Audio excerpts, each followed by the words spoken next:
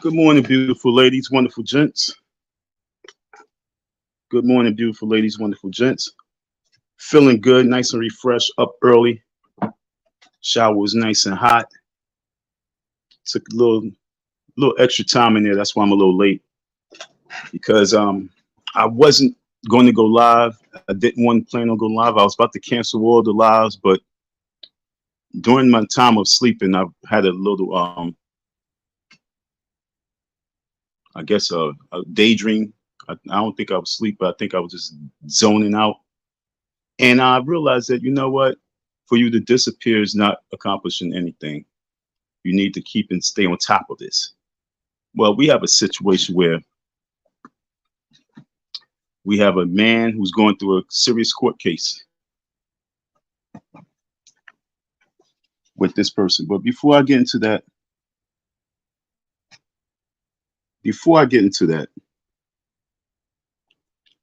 I, I made this little, I guess you call it diss track like a year ago. I don't know, 2 years ago. No, 2021. And I stated, this is what I said real quick, you know what I'm saying?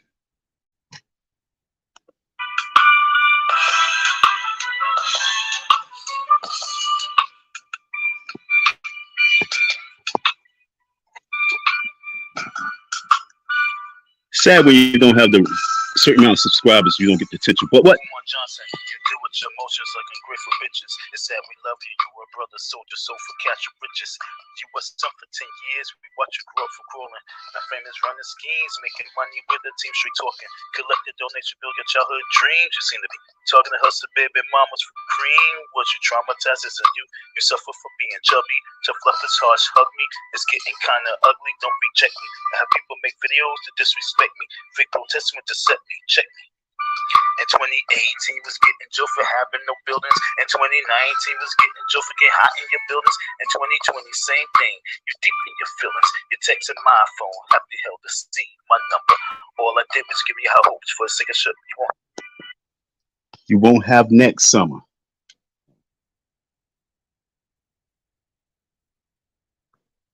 Understand? This is what I said a few years ago. When I came on these YouTube streets and people asked me questions about this FDMG school, and they was like, why was you there? I'm like, yo, dude, it was opportunity. But as I was part of it, I seen the person's character. As a man, you can adjust to the situations, and once you pay attention to what's going on, you can see the reality. Then you start questioning, like, yo, what is this?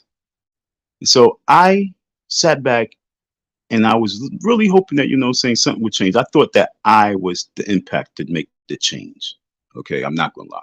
I thought that my presence was going to be able to bring a certain level of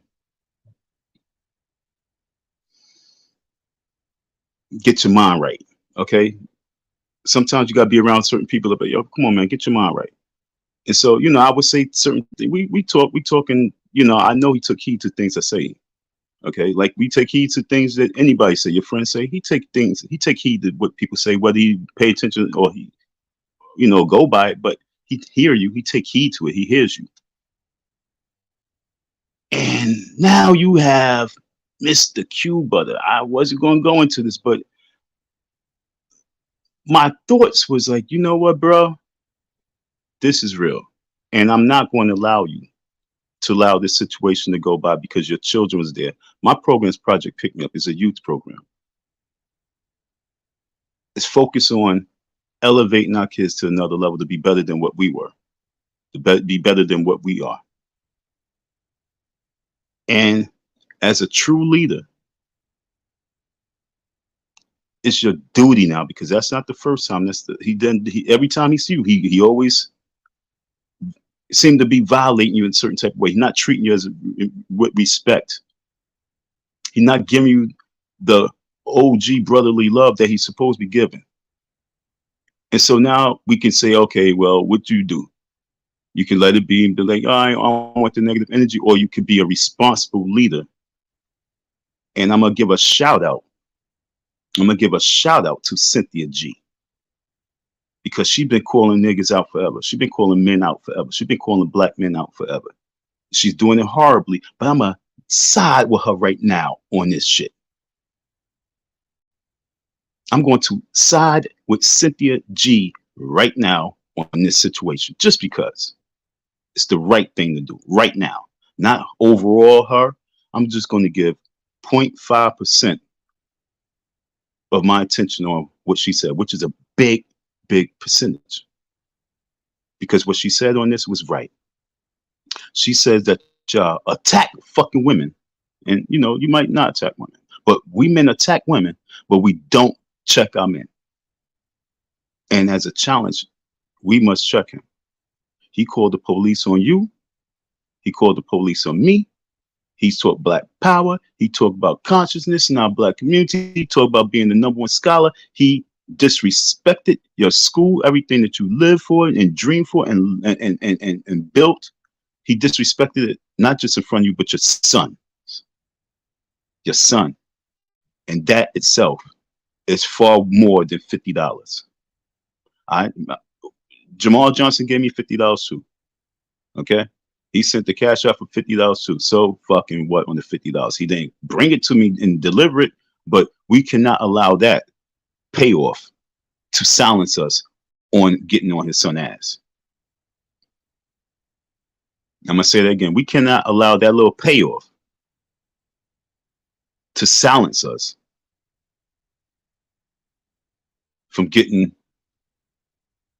in Umar ass. And that's where we at, folks.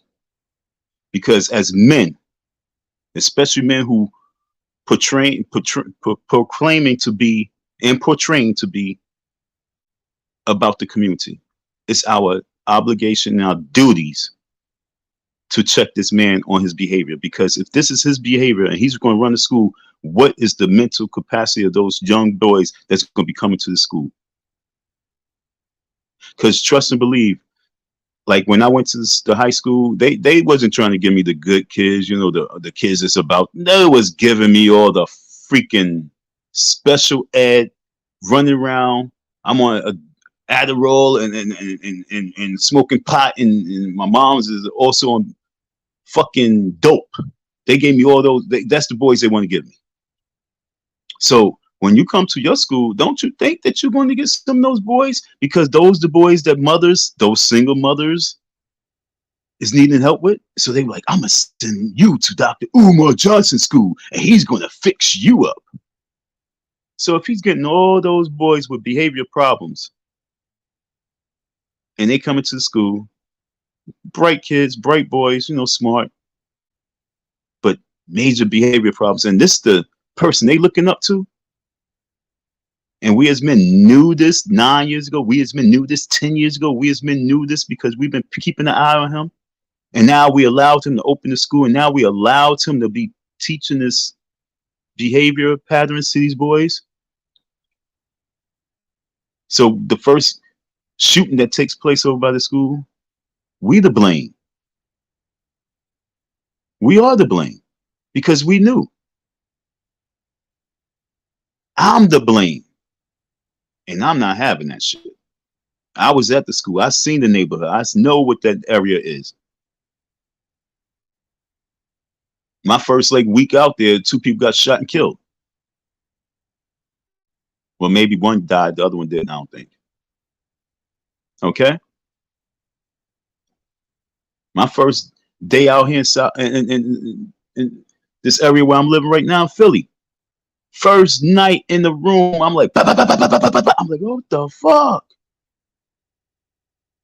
And I'm from New York. And I'm used to it, but I'm like, yo, what the fuck?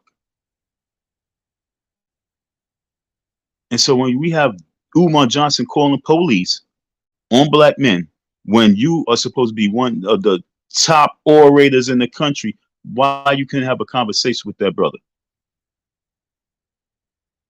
Why is everything with this man confrontational? So Q, Butter, and myself truly have something in common. We both had the police called on us. I didn't get a chance to go live and do mine. You feel me? I wasn't live. You understand what I'm saying? Do y'all get what I'm saying? I didn't have a platform, so I couldn't run and press the button and say, "Yo, folks, look at this shit." And he's not clout chasing. This is really some serious shit, and it's bothering him. But I want y'all to understand the difference. He had about like 400 people in the live listening to Umar called the police on him. And I have 2 people listening with my situation. Like, yo, he called the police on me. He had the security that he's talking about. He said there was a bunch of security there. The reason why is because he have people, not just myself, but people like me who's not happy. There's not that many people, to be honest. Okay, I don't even know who else is out there. I don't know who, but obviously it's nobody. I'm telling you like this: those people's there because of me. He knew he was coming to New York. He don't know what the fuck's going to go on. He didn't know how to respond. So of course he's gonna have that extra security, and they're gonna be on alert because he's in New York and he don't know how it's gonna get down. And I swear, Q, I was going to come out there. I was going to link up with you. You have no idea the whole game plan. And I fought and I fought and I fought myself because I was like, you know what? I don't feel like spending that money just to go out there and stand in front of Umar Johnson because I'm not getting the response and energy. Understand? This is that's needed. I'm trying to fight the battle. I'm trying to do it the right way. But me pulling up there is way different. Me pulling up there was way different. And I had to say to myself, if I would go out there, if I'm pulling, what am I going out there for? And I had to say, you know what? If it's because of social media, maybe don't go. But guess what? I was supposed to win because it's supposed to be for social media because social media is where it's at and what it is about. If your top dog is using social media, and social media is CNN and ABC and CBS and all your local channels on social media, well, this case must be on social media. So I should have brought my ass out there. I should have thrown my ass out there and was there because then it would have been so amazing for me to been there because I was going to be posted up outside. You know what I'm saying? I was going to be inside, but I was going to be posted outside. I ain't going to lie. If I would have went out there, I would have made some money because I don't like to waste my time. So I was trying to figure out what do I really have to really go out there. I just didn't want to. I have some stuff. I wanted to get you your shirts. I just didn't want to. I didn't have the motivation. That court shit sucked me. It really sucked me dry. And when I say sucked me dry, it just made me say, you know what, if you do pull up, yo, just go at him. Fuck everything. So I had to really fight myself. But I'm very mad because having I went out there and you would have pulled up, it wouldn't have got violent. But the police would have had a little bit more activity. We would have had more conversation. We actually would have even had the police.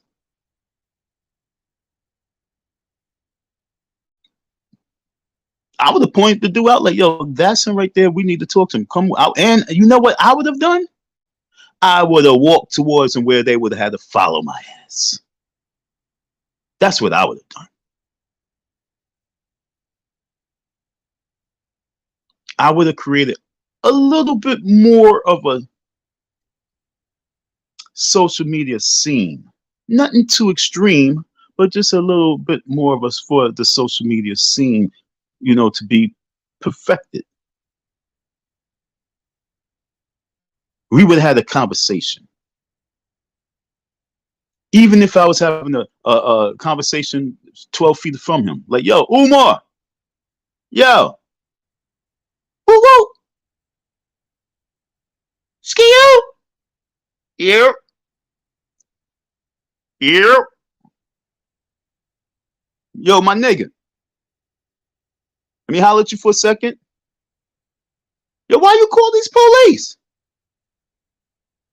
Yo, why you call the police on me?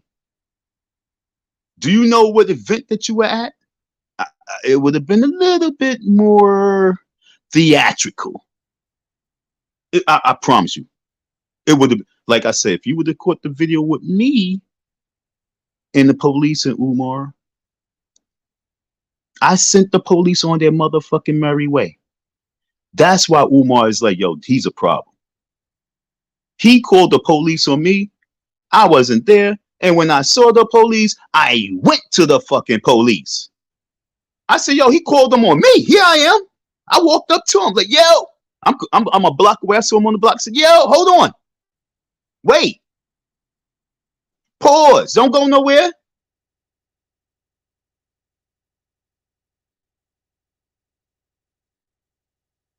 Black man rise, original rebel. I said, wait, he's called you for me. Like I said, I was trying not to go live, but the energy made me. I need my man Q to really get focused. He disrespected you in front of your sons. When I said that tear came down, I am Project Pick Me Up. That tear came down because I'm like, yo, this dude is out of his mind. I ain't talking about Q, I'm talking about Umar. It's out of his mind. What if Q was not really in his right mindset? And let's just say Q really, just turned up a little decimal. Like, yo, man, this is out of control, man. Fuck that. Yo, you know what I'm saying? Then they would have just imagine the Rome cops was there and they was like, we want to get locked right now. We need the quota. We need the number tonight. I ain't get a rest. Okay, we got an easy one right here. Let's antagonize him. Let's just say Q wasn't on his butter game. Let's just say Q was not on his butter game. Let's say Q was on his Brooklyn thing. Let's just say Q felt some kind of way because his sons felt some kind of way disrespected. Let's say that Q was even, we put all that together and he was even upset about the fact that his telescope, he couldn't get his telescope. He was trying to pick up a telescope and you calling the police on him? Oh yeah, I'm going to see you. This brother's trying to get a fucking telescope. Dropped off his sons, flying somewhere else to go get a telescope because he's focused on building his institution. And you are talking about his shit in front of a group of people and you don't even have shit?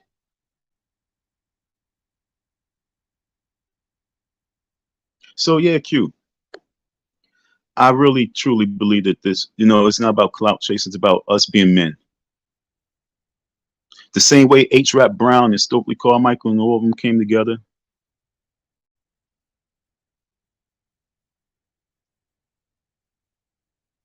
We need that really, that real powwow. I was really coming out there to powwow with you, bro.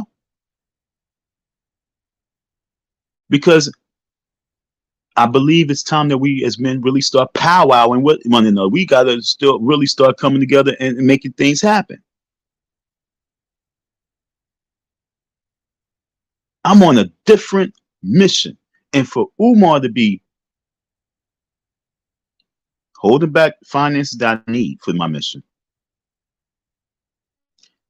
out there disrespecting me, trying to belittle and downgrade, and then you start doing to other people, and you've been doing to other people. But when you start really doing to other people, and this dude, like you said, I'm younger than you. I suppose to be, and then he's going through all the people. He's not like he's not. It's not like he's a hater. Q is actually a lover for his people. He's bigging up this person, bigging up my, bigging up her, bigging up him, bigging up him, and like, yo, I never even met this man, but I'm bigging him up. And this is the respect that you give because this man is doing it. You not because this man is light skinned. He really have a light skinned man. I forgot the word. I'm trying to get a issue. Complex. He has a light skinned man short complex. The same way he be talking about short guys. Now Cuba, like he said, I'm 6 motherfucking 4, nigga. We looking eye to eye. So I'm standing in front of you, and you trying to look through me and around me. And when I pulled up on Umar when he was over here at the African Culture Forum place out here in Brooklyn, And when I pulled up and I had TCTV with me, that footage was supposed to be awesome, y'all.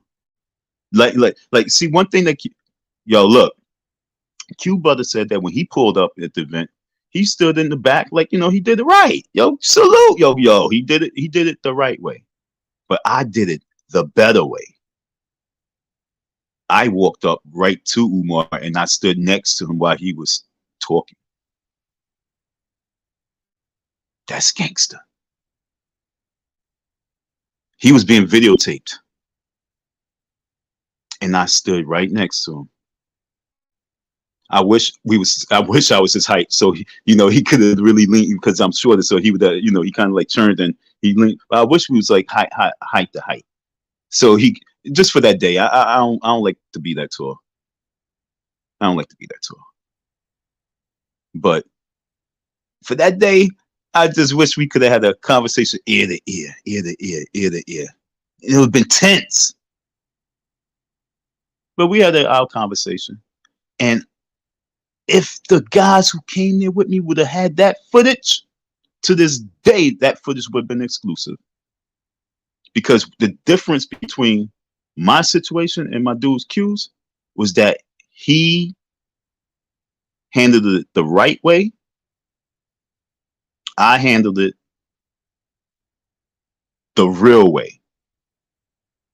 Two R's. He handled it the PG-13 way. I went at it the rated R way. Still a good movie. PG-13, still a great movie. Because it was almost rated R because the police came. Understand? So it was one of those movie scenes. But mine's, the police didn't come. But the security and me, and I didn't give a fuck, was going to go at it. And if I had one of my troops out there, if I had just one of my troops out there, just one, it would have went to another level. And I'm not going to lie. I'm going to accommodate that one individual I'm talking about. I'm going to accommodate him. I'm going to book a room for him. And he's going to be out here. He's going to be posted out here. And we're going to deal with the situation differently. Just one individual. Just one. That's all I need.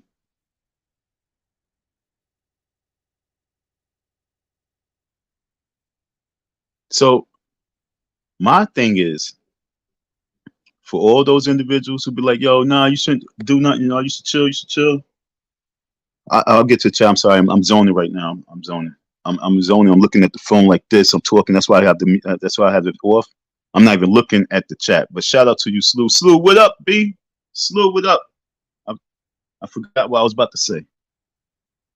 I try not to look at the chat. But yo, all I just need is that one individual.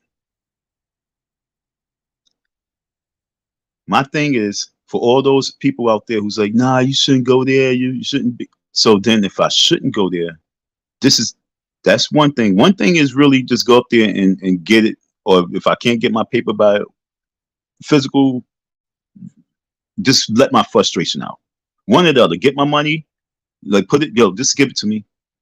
Okay, you're not gonna give it? Okay, well, I'm gonna be happy on the beatdown.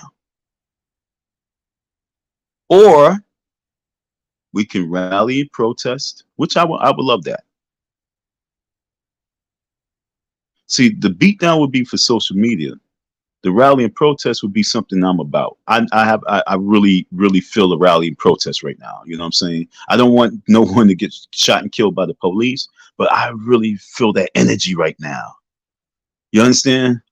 My life matters. My life matters. My life matters. I'm on it like that right now. I tried to do it the right way, But for some reason, I don't like the way the court is it got me on pause right now. I understand what they're going through because he just he submitted some paperwork to them and for them to, saying to review. And if they decide that, I violated, then they're going to dismiss my case. But what if they say, dismissal denied, and we got court case sometime in March, sometime in April? Do you think I fucking want to wait to March and April? I can't wait till March or April. I have to make my presence felt. So therefore, if this Negro, no, I'll take away Negro because Negro, you know what I'm saying? If this motherfucker, excuse me, I didn't mean to say that. If Umar Johnson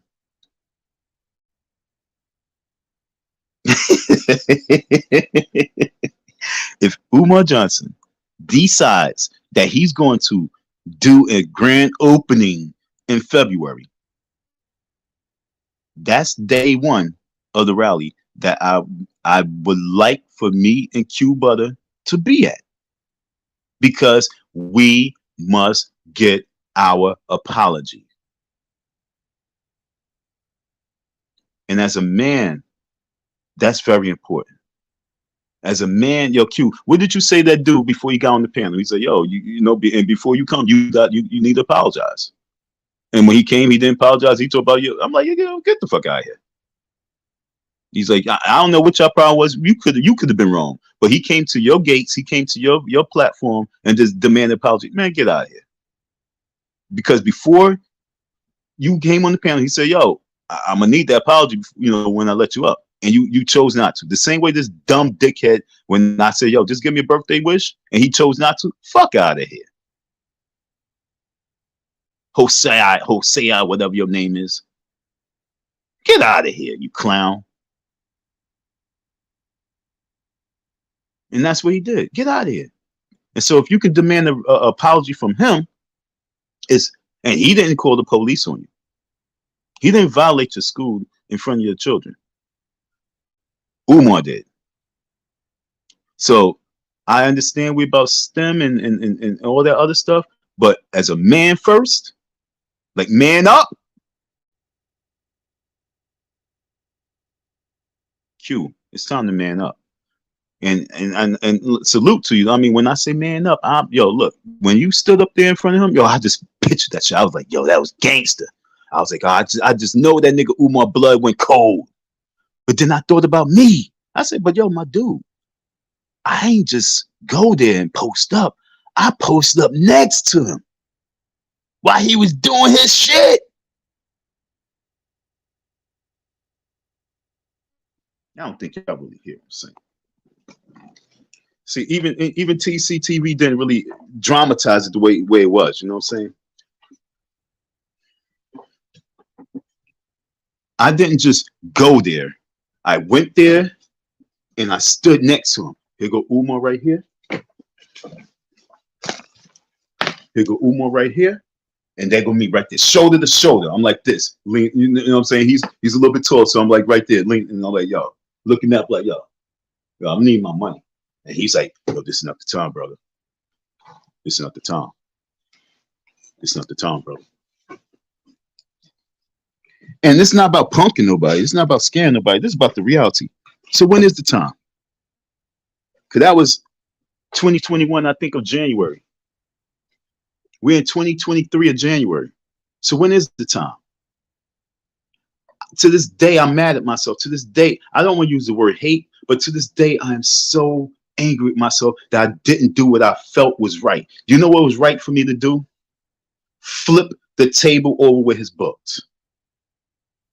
That was the right thing to do. There's nothing in life else for me to do except for flip the table over. And I didn't do it. I feel, even as I speak right now, like a pussy.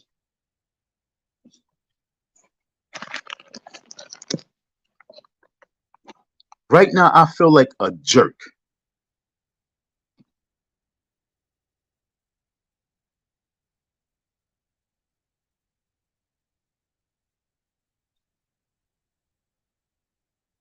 I'm sorry, I'm just looking at Babe Rats. I've never seen this person. I'm going to go through your thing. I felt like a fool not flipping the table over. I felt like a fool not taking one of those books and walking out. I felt like a fool not doing anything. When I went home, I felt so empty driving that car. I felt stupid because I'm looking at my phone. I didn't even have the video coverage. The cameraman didn't even videotape that situation. We was live, and the coverage was on the floor. I was so upset because between that day and the day on the block, just those two footage right now, I would have about like 10,000 subscribers. It's not about the subscribers, but it would be more viral. Understand what I'm saying? It would be more viral. The conversation would be bigger than just these 6 people here. And thank you for your 6 people, especially that one person that it's always one person, at least one person. Salute to that one person that be in the chat.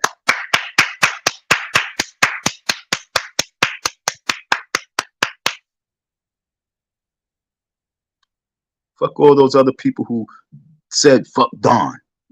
Fuck all those people who said, yo, you a clown, this, that, and that. Oh, F you. But those people who care right now, it's for you. I'm standing up not just for me, but I'm standing up for you because you guys feel like he's been conning and cooning. You guys donate. Like the gentleman came on and he wanted to pop his collar, talk about. He came on Q Brothers channel last night. He came on the live and first thing he says, I donated to the FDMG and I reached out to Umar, called this number. He didn't speak to, I ain't never speak to him, and I donated. And he probably donated a few thousand. He probably donated 250. He probably donated 500. And then he gave his accolades of who he is. He's a surgeon. He's this. He's part of that. He's part of this. He's part of this. He's part of that. He's part of this. He's part of that. He went on for about like 3 minutes. And I'm like, okay, dude, I don't give a fuck about all that. And I really wanted to ask the question. Then Q was, sitting there. He saw, and then Q heard, he said, okay, so let me sell the school to him. No, nigga, you don't got to sell the school to him. And this what me and your boy was trying to get you on. What brought you over here to this platform? Oh, because Q Brother says Umar Johnson called the police on me. So now this is your first time coming to the platform and really coming to the platform. Well, you said that you was listening to him for the conversation for a little bit, but now saying Umar called him. But nigga, and I said nigga, you've been there. Meaning that you said that you was coming and checking them out. You was watching some of the videos and you've been listening, but this is the first time coming on panel. You see that he got a school, you know what it is. You talking to the man, you question him. You got the opportunity to be on the panel where we all shutting the fuck up. You know how hard it was for me to sit there and be the fuck quiet while you just ramble and ramble and ramble and ramble. And yes, I'm calling it rambling because at the very end, me and the other dude, we was eye to eye this time. We was together and we was like, yo, dog, you done donate to this nigga Umar. Umar don't even reach out to you. Umar never respond to you. And now you really have the opportunity to speak to this man right here. What are you doing? What can you really help on? You ask him 1,000 questions and you see.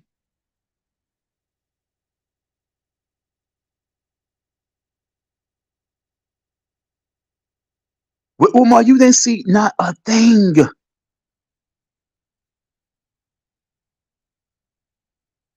This man already got kids making bridges, making bunch of shit with sticks. You know what I'm saying? I remember all those little stick things in class. I forgot because I wasn't into it, but I remember all those little stick things in class with the popsicle sticks. I'm not all into that shit.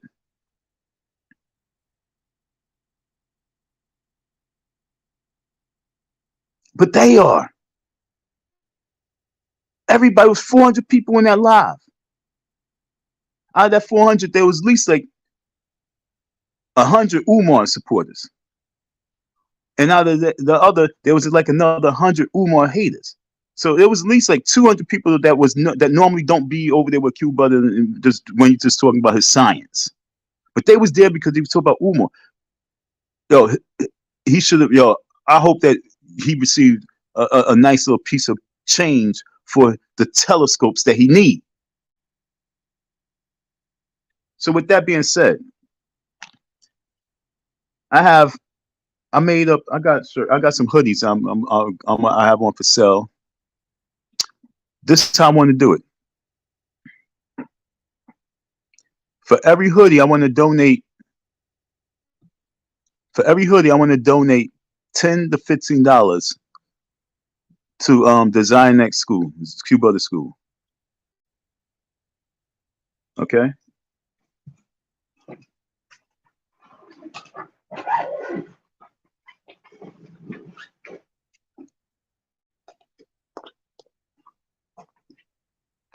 For every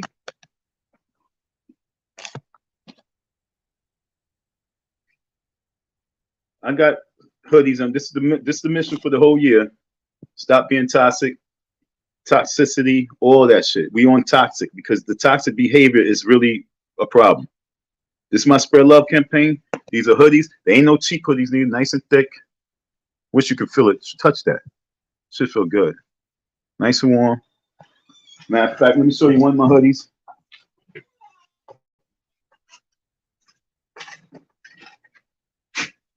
For all those people who like, yo, I mean, is it gonna?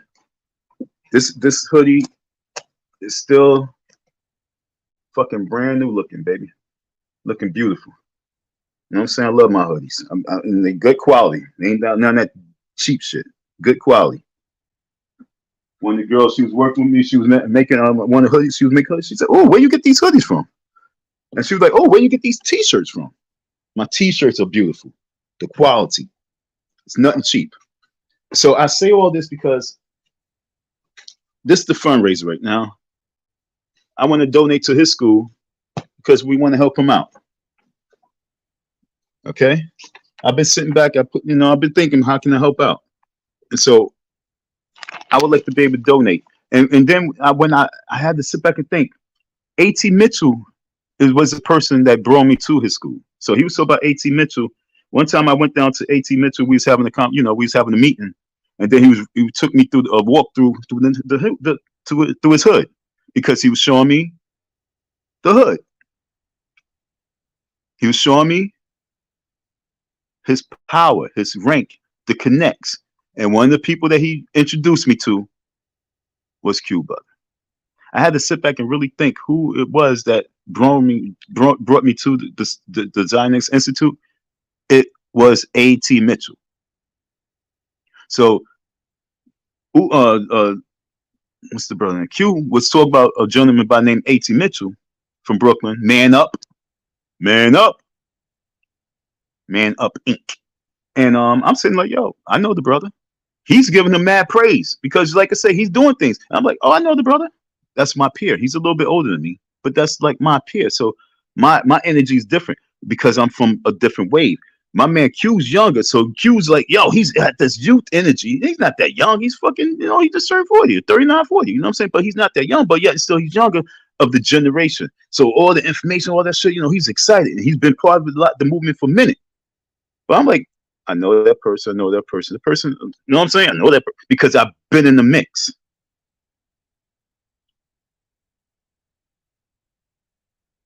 I've been in the mix. Charles Barron, been in the mix. Charles Barron came to my event. Can you come to? He came to my event in Queens. Stood up there. I didn't have a big crowd, but he saw my crowd and he said, "You know what? Respect to this dude." I mean, when he gave me a salute, he gave me a major salute.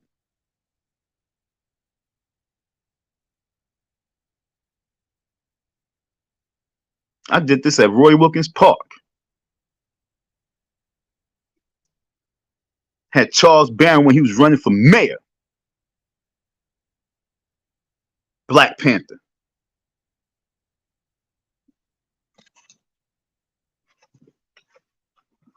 So when you talk about soldiers and putting boots on the ground, y'all don't really fucking know. But you will find out this year. There's no more Mr. Nice Guy. The only thing that I really, really don't want to be part of is that mother effing jail.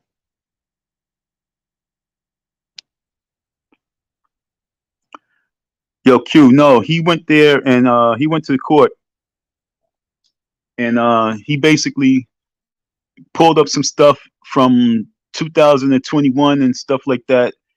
And he made a claim to the court. He made a motion to the judge stating that I violated something again, because they said that I wasn't supposed to put the case. They said I had videotaped the online case and had it online, which I didn't. And so I had to remove anything like that. So this faggot started be sitting there and looking at my videos and waiting for me to say some shit. And I set him up this one time. I ain't gonna lie. Yo, I'm a genius. Y'all don't even know I'm a genius. Let me tell you about this one video. It was a video when I first came back. And I said, you know what? I'm going to talk to him and I'm going to see if he's going to play himself. And so I started using the word cracker. And I said, yo, so and I said, I know what I was doing at this time. So I was like, oh, so now he wants me to get the crackers involved. And so he want me to have the crackers come and crack his ass. And so I'm pretty sure he's a got him. And so he tried to use that against me. Nigga, I don't give a fuck. Because that was just me to see what you was going to do. And you did it. You did it. Fell in the trap. And it's cool because all you did was gave more time for me to really galvanize as much as I can for the maximum. And not just the maximum, but to keep taking this to another level. And by you doing that, I'm very happy that you did that, to be honest. Because now, sorry, Q,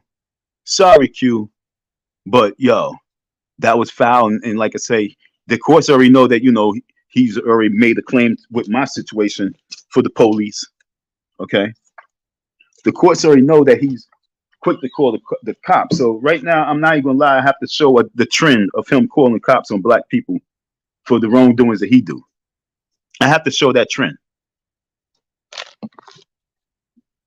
But the whole thing right now is, it's important for us to realize that for us to really make these strong moves, we as men must come together. We as men must really do what we must do. And what is that we must do? We must be on top of everything. And in the social media platform, there's not one like every channel. Every channel is talk about Umar. You got Stephen A. Smith talk about Umar. You have Mike Tyson speak about Umar. So for us to try and say that Umar is not a catalyst, nah. So we must check that nigga, because we have more grips on him, grabs on him than anyone.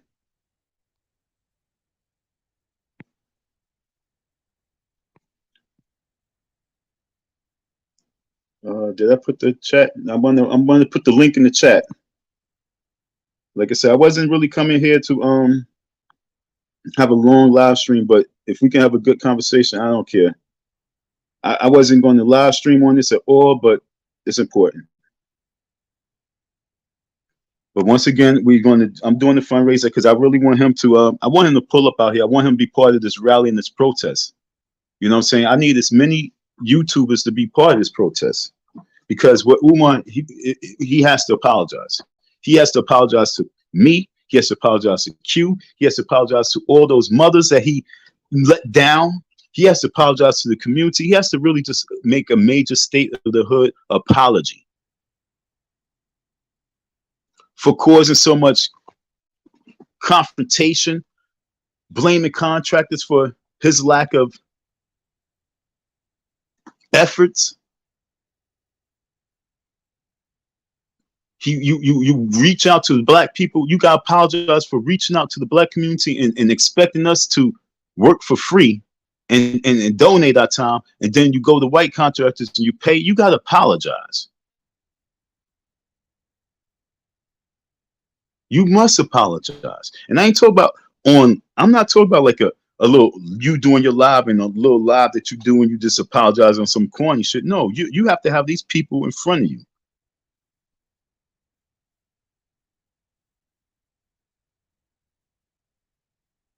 A sit down, something, but yo, no matter what, you have to apologize and you got to pay up.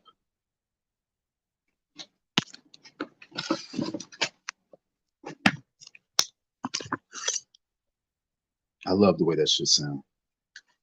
Otherwise, I'm not lying. I'm going to bring my little friend. my Rambo.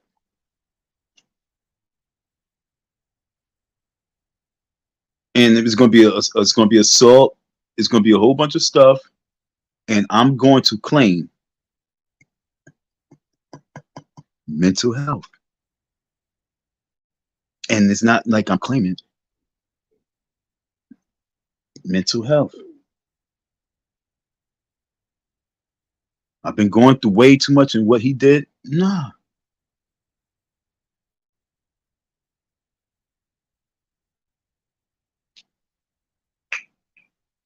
See, something like this is when it's personal.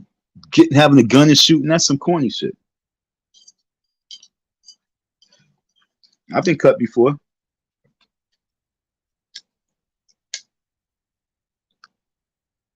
That's why I don't drink, because I was drunk. And the person was a major, major, major hater. Major, major, major hater. I didn't even know I was cut. The man was like, yo, damn, Don, you cut. I'm like, what? Oh, man. I was cutting my arm.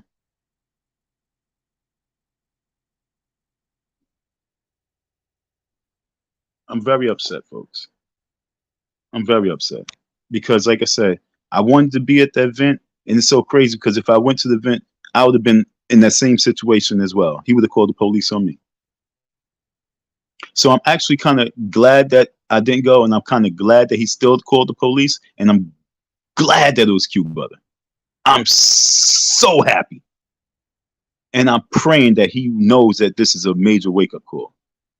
I'm praying that he wakes up and realizes that the school is one thing, but right now you do have another call, and that's to be a man and address this man. That's one thing about Malcolm X. He addressed people. He addressed issues. I understand you're not Malcolm X or on Malcolm X. You're a teacher.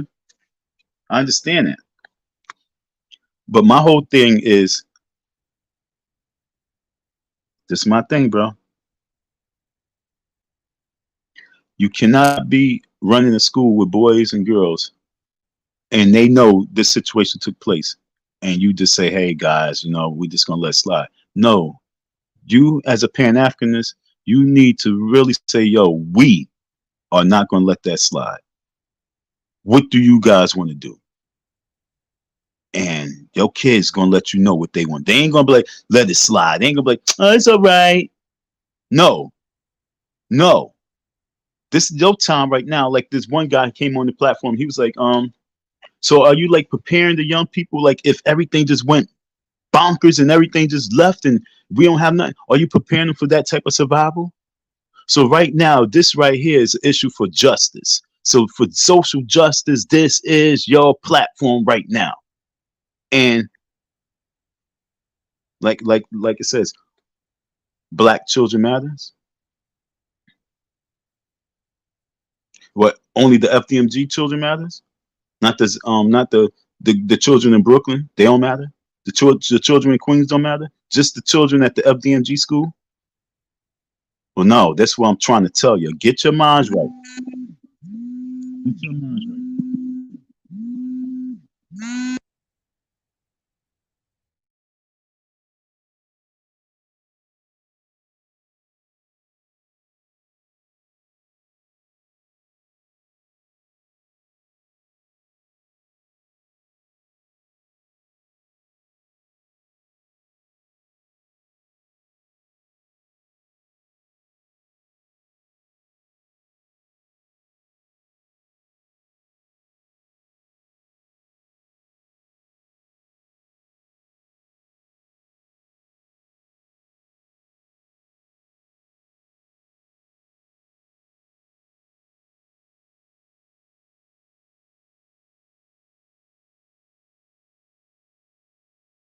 Let me go through some of these, just the most I ever had all week. So that's amazing.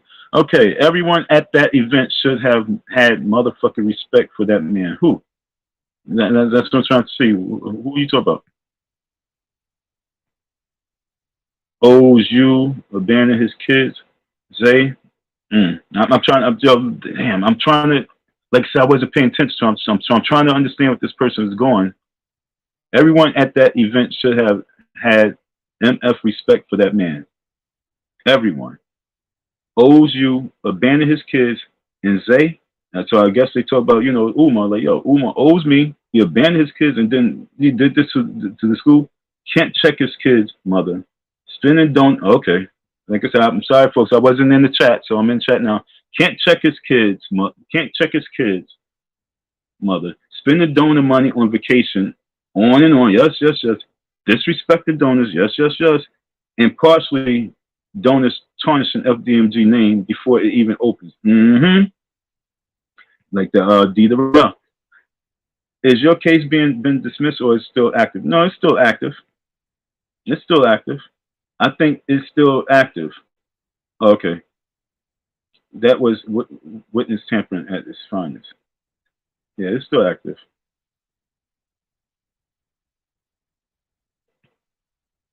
I gave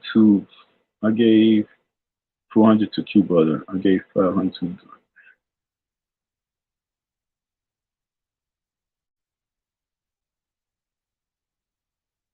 Shout out to you, man. Shout out to you. Much love and respect for I am who I am, for showing black love, you know what I'm saying? And that's real talk, folks. I didn't see this in the chat. I'm just getting down to it. Shout out to you. And I say that, humbly, but also saying it sarcastically. When I say shout out to you, I mean that with all my heart. Like, because a lot of people don't do this, and they scared and they're afraid. They don't even know how to. And also, a lot of people can't. But when you can, it's beautiful. But the reason why I say sarcastically is because when it came to the FDMG, that's the only reason why I say it. When it comes to the FDMG, okay, when it comes to the FDMG, did you just donate the $550 all at once, or you did it, brief, $50 here, $100 there, $150? How did you do it? And the reason why I asked for a real question, real reason. When with Q, with Q Brother, it's more access to him, and you're not going to be disrespected as a person in that way, and you're going to get some a little bit deep intel. He's not going to say, well, you got to donate for me to talk to you and tell you anything. I'm not. See, understand what I'm saying? With Umar, he says all the time, I'm only speaking to donors. I ain't thinking about this. I ain't thinking about that. But like, you have thousands of people who want to donate. They just want to hear what they're going to donate to. And so I'm just saying, when you donated, how much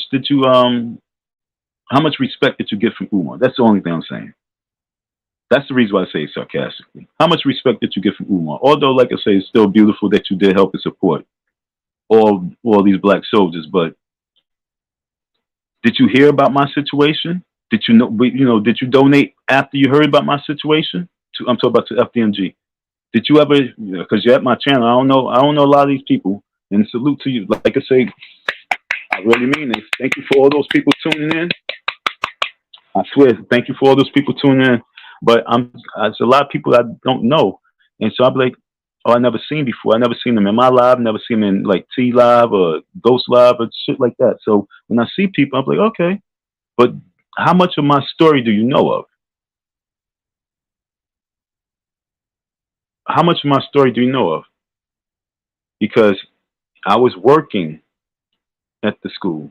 I was sacrificing.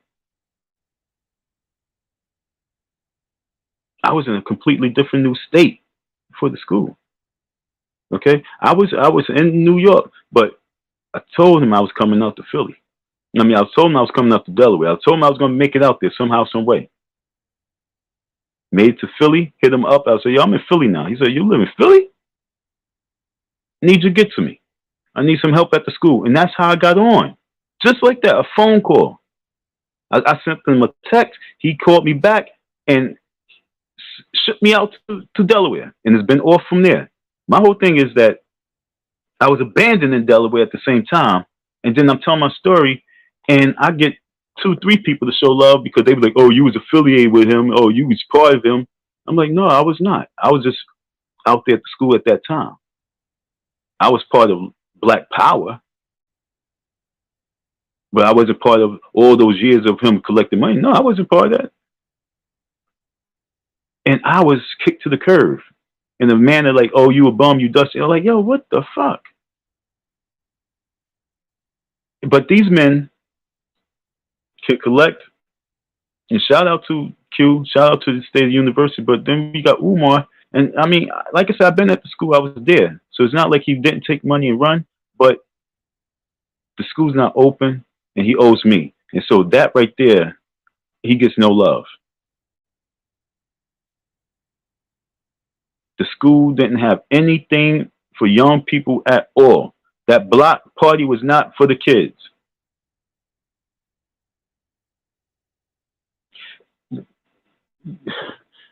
Okay, I'm not on Umar's Instagram. Could somebody send me 5 to 10 pictures of children alone? 5 to 10 pictures of the children in the activities with the kids at the block party. And I would like to see 5 to 10 pictures of Umar with the kids at the block party. All right, I'm about to prove it right now, just with pictures, because we're in the picture world. Do Umar Johnson have 5 to 10 pictures of that last? I don't know. 5 to 10 pictures of young people with him and the young people. Him. I'm going to get in the light so you can see what I'm trying to do. Him holding the little young person. You know what I'm saying? Him holding the little young person. Him on his knee with the young person, taking the picture. You know what I'm saying? Taking a picture like this with the young person. You see anything like this? And with the caption, the future. I am a future doctor. I am a future, a technician. I'm a future lawyer. Do you see any of those pictures? See, I'm Project Picnic, so you know what I mean? I could pull up 100 pictures right now. I could pull up 500 pictures right now. I could pull up 500 pictures with buttons and icy people, customers, and all of them smiling. All of them is doing it happily for me. They all participating. They all wish me great luck and success. Then I can show you pictures of me interacting with the young people. Things that we're doing. I can show you shit like that. I don't have to. I can show you though. Can you show me 5 events? 5 events in the course of 10 years. Can you show me 5 events with Umar Johnson and children? Umar Johnson and young boys. Umar Johnson sitting at the table with a boy. Umar Johnson counseling a parent with her son or her daughter or his daughter or his son. Can you show me 5 pictures of that shit? 5 different events of that. And there go your answer. Is he a fraud? If you cannot produce that, then there go your answer. Not 1, 5 pictures. I have 5 people in my life. I want to see 5 pictures.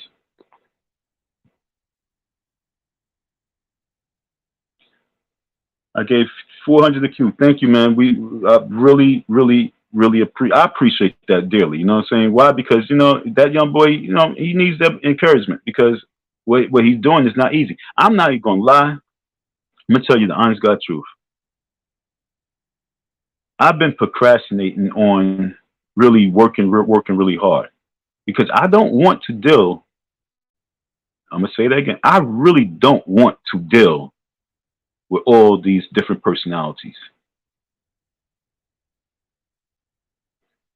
Doing it all my life, at this point right now, I'm kind of nervous because this generation has so much evil and hate in them. To deal with that energy right now, it's like, oh, God, do you really want to? But if you're not, then you're not doing your mission. You're not living in your purpose. And so I've been battling that for some time. And I mean that with my heart. I've really been battling because it's like annoying because people, oh God, and I don't want to talk about people, our black people will really fucking be wilding out.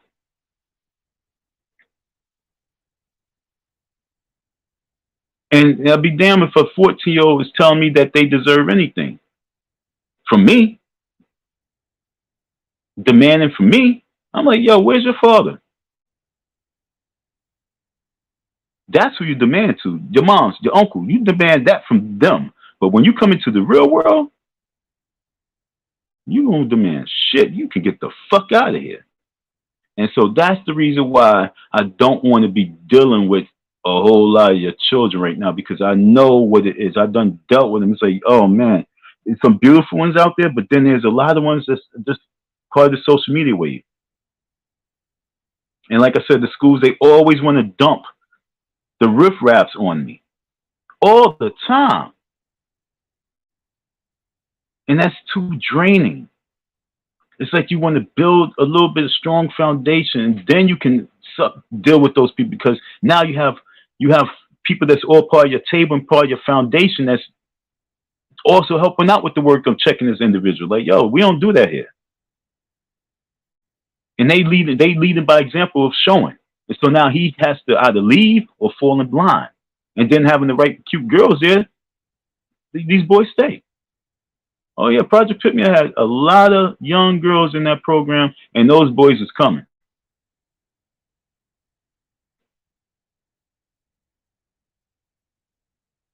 Doing a one-man show, folks.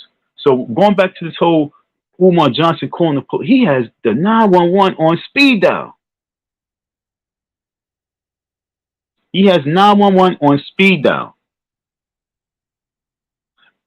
I was on Q Brothers. I was on Q's platform, and somebody came and asked me. They said, "Well, did I threaten Umar?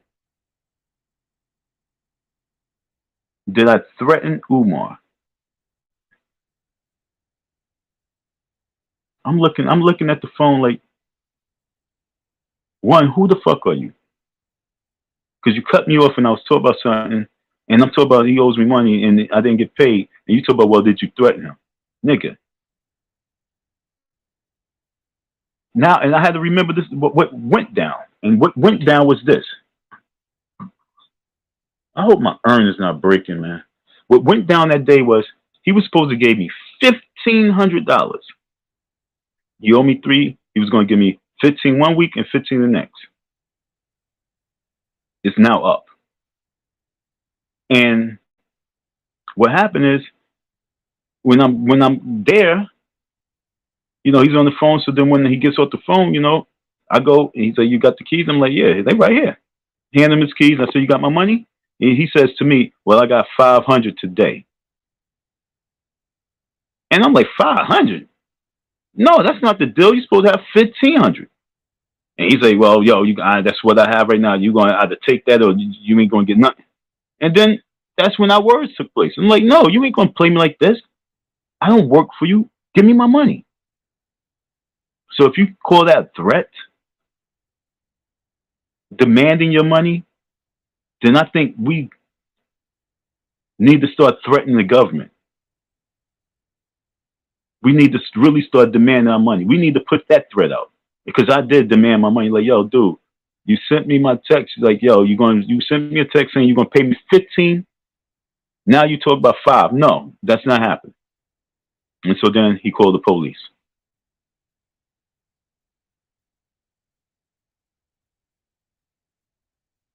Why would I have to threaten him if I'm in his face?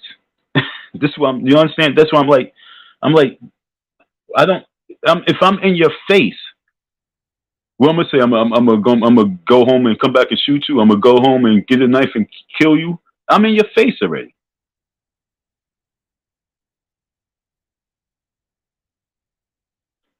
What happened with Q? Q pulled up. Q just stood in the back. Q just stood right there in his face, and that was a threat.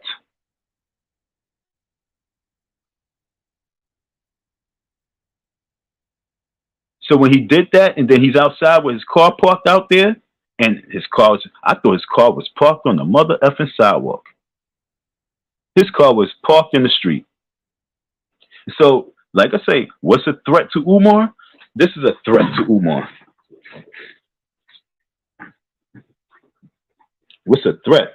This is a threat to Umar. See, you can't really see it. I wish it was in black and white, but that box, that's a cardboard box. That's a threat to Umar. Because I sent that to him and said, yo, that was what I was sleeping in at your school. And he said, that's the second time you threatened. You know, that's the second threat. Because I said, yo, look at my box that I was sleeping in.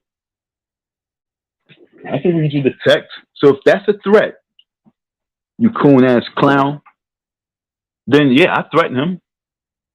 I sent the picture of my box. If that's a threat, then yeah, I threaten him. If I went up there and said, yo, where's my money? If that's a threat, yes, I threaten him. If me going there and saying, here's your keys, where's my money? Well, I got 500 for you. No, that's not it. That's not the deal. Where's my money? If that's a threat, then yes, I threaten him. Because that's all I said and did.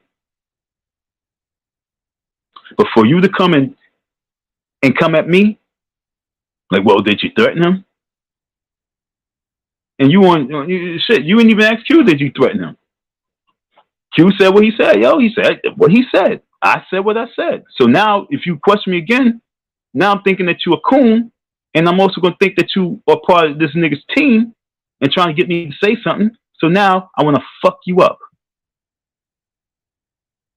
And I'm not about violence, but this is where it's at right now.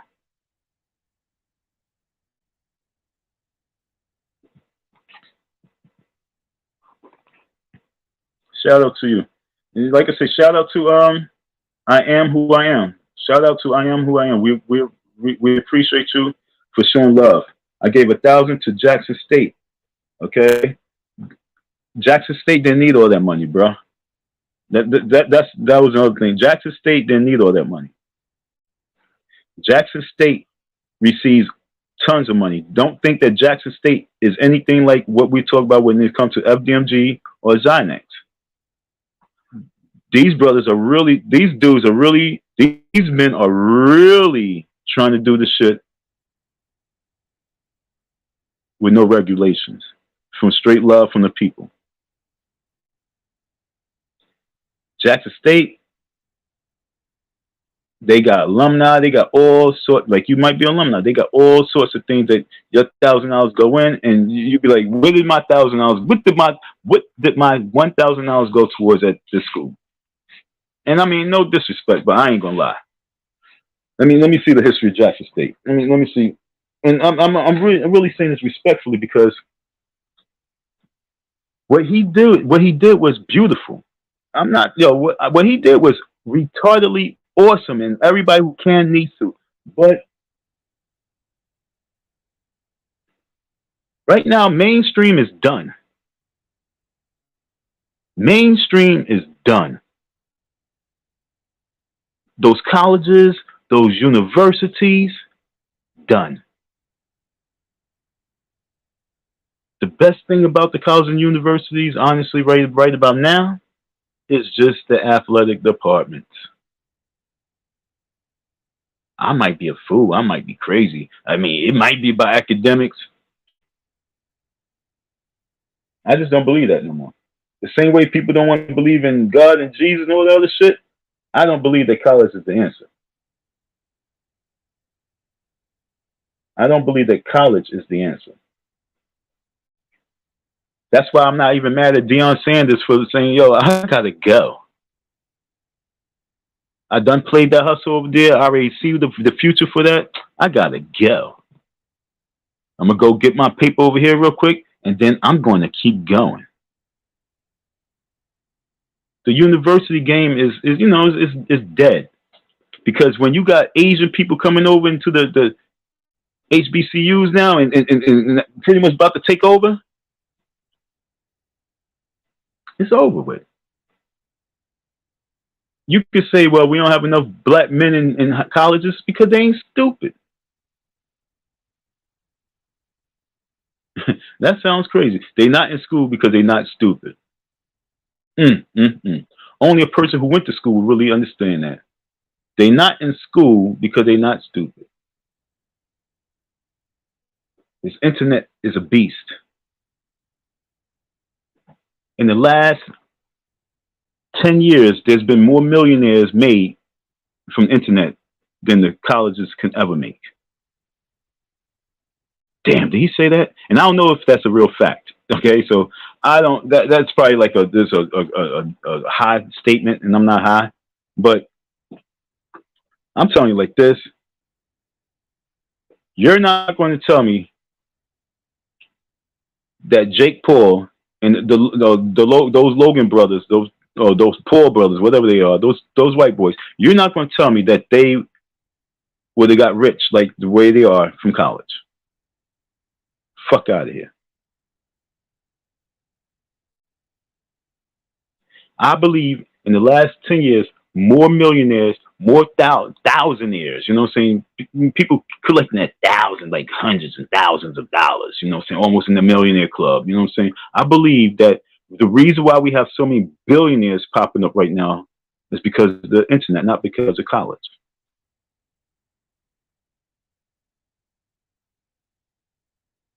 Fuck college.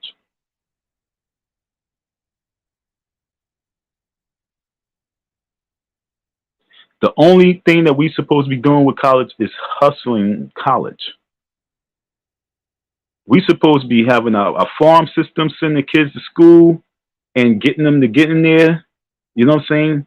And just to get those degrees, to put them in positions so we can have our people in the positions.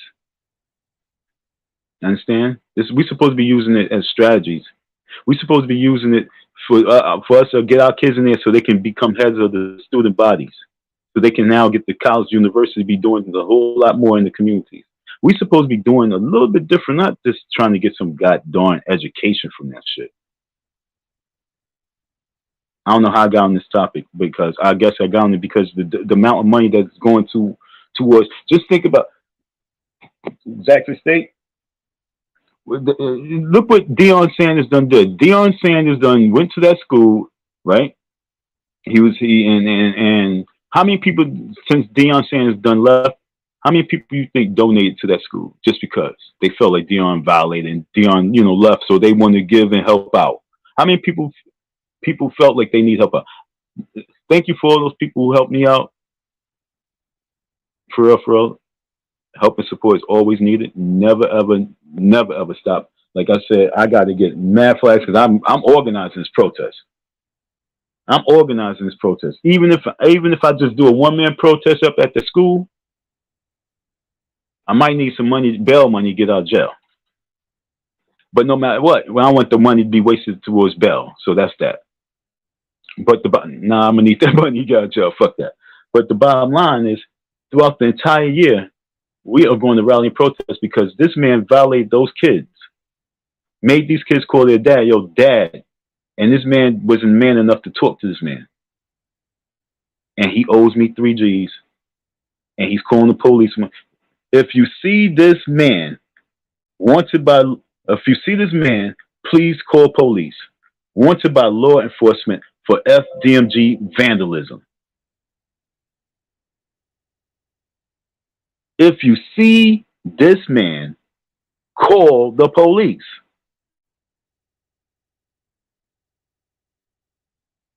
Well, I'm going to be up there next week. Okay? So, red alert, I'm going to be out there in Delaware next week. Now, the OG lady, she tell yo, I wouldn't tell them nothing. Don't tell them shit. This rock out. You know what I'm saying? But I'm giving you the heads up. I will be out there next week. I'll be there next week. So I'll leave it like that. If you see this man, please call the police. I might just go there and call the police on myself.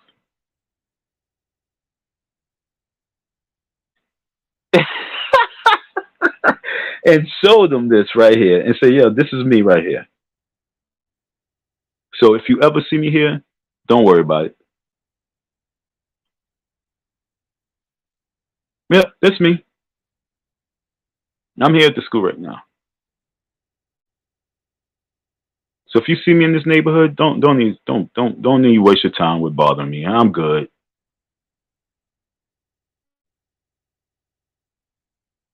I don't know if that's just a New York thing or you know what I'm saying. See how Q say, I'm going to give these niggas a pound. No, he sarcastically give them the pound. Man, you good mother effer job. Y'all the best police in the hood. You understand what I'm saying? I will go up to them. I will call them and say there's an emergency. And then I will show them this and be like, yo, this man is putting this on the internet. And I have issues with that. What can I do about this situation?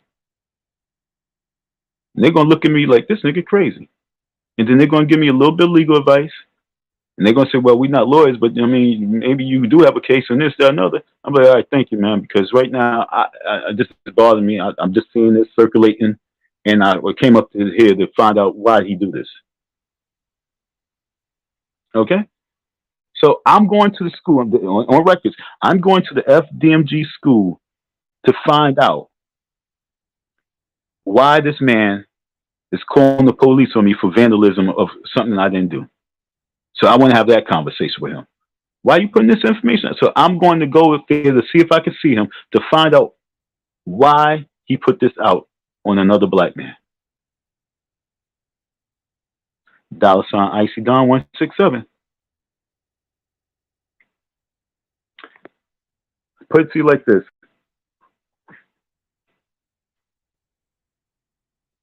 That is, I'm going by train, so it's like about like $20. $20. $20 trip. Don't really want to do it. I mean, look at the money I got to keep wasting, yo. I just wait. I don't know how much of money I spent on the damn pressing up these 1, 2, 3. I spent about like $45 on fucking paper. Paper's so damn much, yo. It makes me sick. Yo, look. Let me show you something. This right here.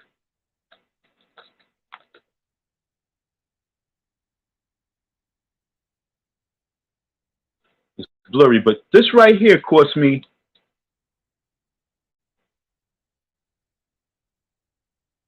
I think it was like $12 for just this. Like, yo. Oh no, I'm lying. I'm lying. This cost me $6.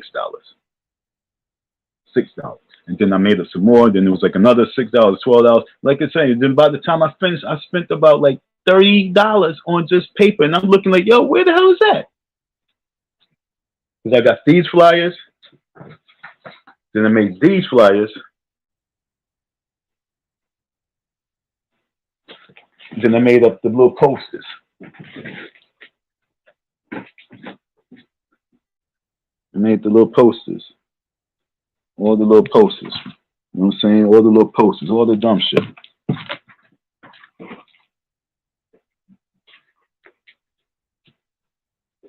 I ain't get a receipt. It's just taking off the doggone debit card. I don't like that shit. I normally know what I spend. I don't like that debit card stuff.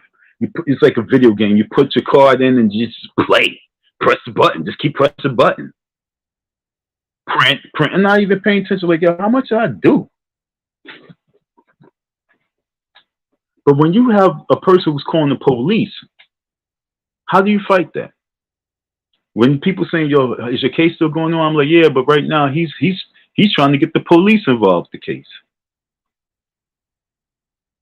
Oh, Don is violent. I believe that he's going to get violent. Nigga, you owing me money? Why I might as well just oblige what you saying. I might as well play poker.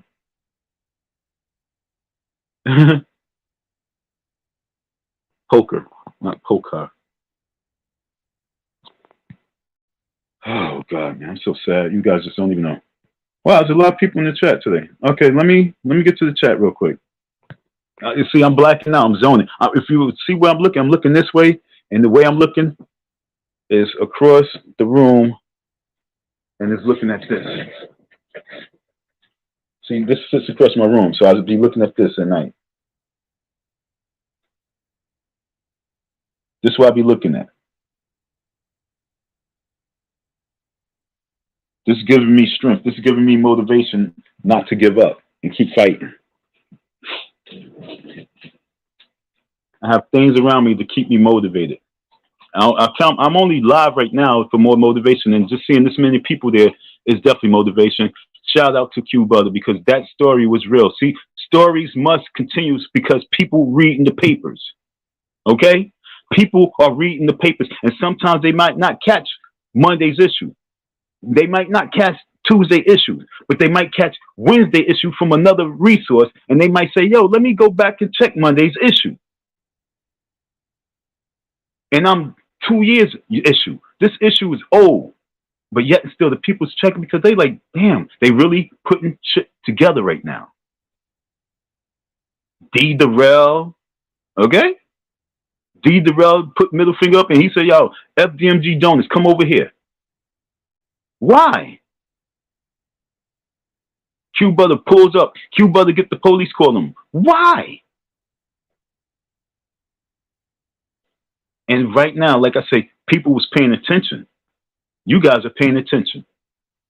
And so you want the update because this is real life shit. This is better than any soap opera.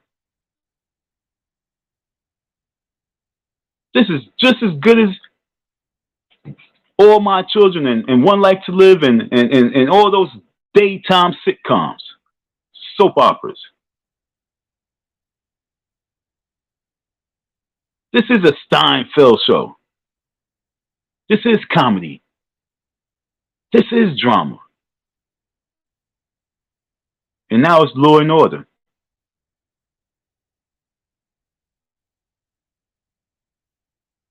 And let's just pray that we don't have a victim. We don't have two victims. It's taking a lot. And these people, they would talk about F God, F God, F God, and all that other stuff. But I ain't gonna lie. If I believed and if I thought like that, I would have been in Brooklyn, and I would have really caused hell. But because I have a little of what I believe is God in me, that's restraining me. But the one problem with me is that this is a major problem with me. I press a button, like, okay, I know I'm going to press this button, but I just want to. And I would press the button just because.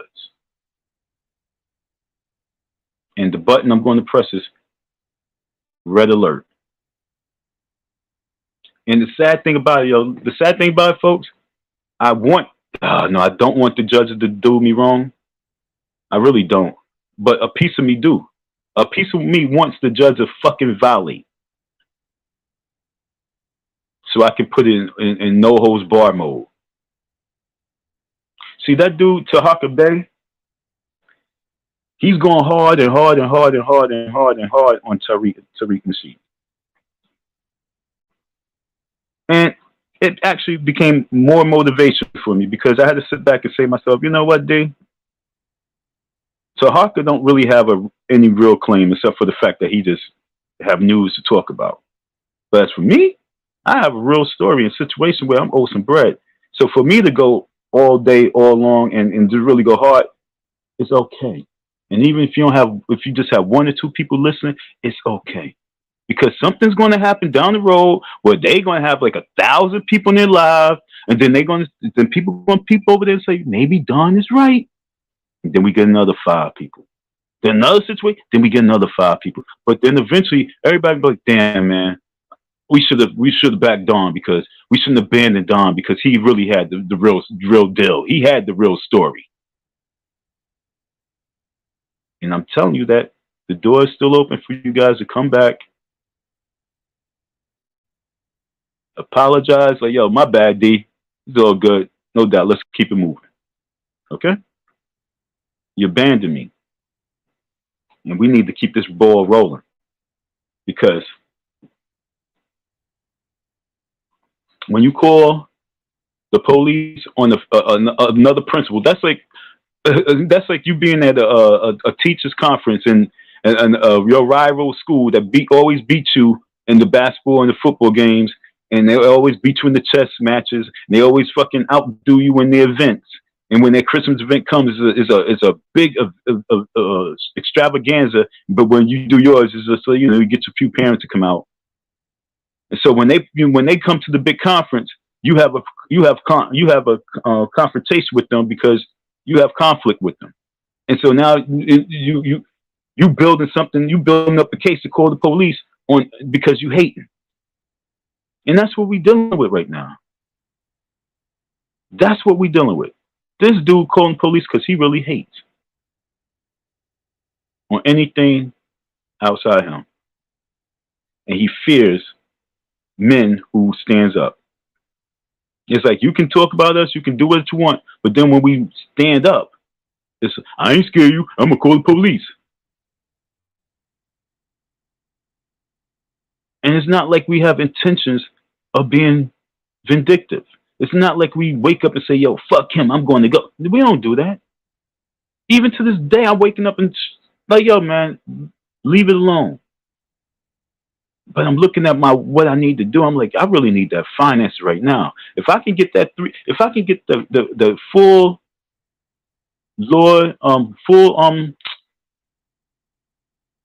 claim right now, do you know what I could do with that right now? Because 98% of it is going towards the program. 98. Take care of my rent. 90, I put 95. I take care of my rent, get a few little things I need, and then everything is into the program. And the program, in less than 2 weeks, you're going to see like, damn, he got 50 to 100 kids in this program already. There's a different level of confidence when you have a little budget to play with. I have personal life budget.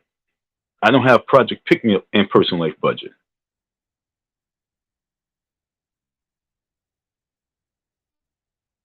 I have personal life budget. It's sad, folks. It's really sad. When I'm saying sad, it's just sad that I'm going through these type of situations. And it's so amazing that, you know what I'm saying? Like he said, he didn't want to seem like he clout chasing, but I could tell that, he felt some kind of way. And I know he probably, I'm pretty sure, he don't know me like that. We don't know each other, but I'm pretty sure I was a thought that came across his mind. I'm talking about, Q. I'm pretty sure I was a thought that came across his mind, like, damn. And even if I wasn't a thought that came across his mind, when he see me pop up on his panel, he was like, okay, no doubt, Don, yep, I expect Don to be here. I expect Don to be here on this live right now. And I really appreciate that because I needed to talk about, I need just to be part of that. I need to just be part of where people's like kind of feel me a little bit. Yeah, feel me on this. It just felt good just to sit there and listen. Although it was a lot of times I wanted to say some stuff, but there's a lot of niggas that just be long-winded just talking. That should be annoying. I'm gonna tell you the honest God truth. Y'all be having like a lot of panels, and then on the panels just be a lot of dudes that just be, and females, a lot of people, because it's just man and woman. It'd be people in there that just be rambling with no ties to shit. They can't even give anything personal. They just rambling, but nothing personal. And I'm sitting there like, yo, there's something I really want to say right now. I can't say it. Something I want to say right now. Oh, we got these 3 people with loud mics, and I ain't trying to talk over them. I'm not trying to get involved with that.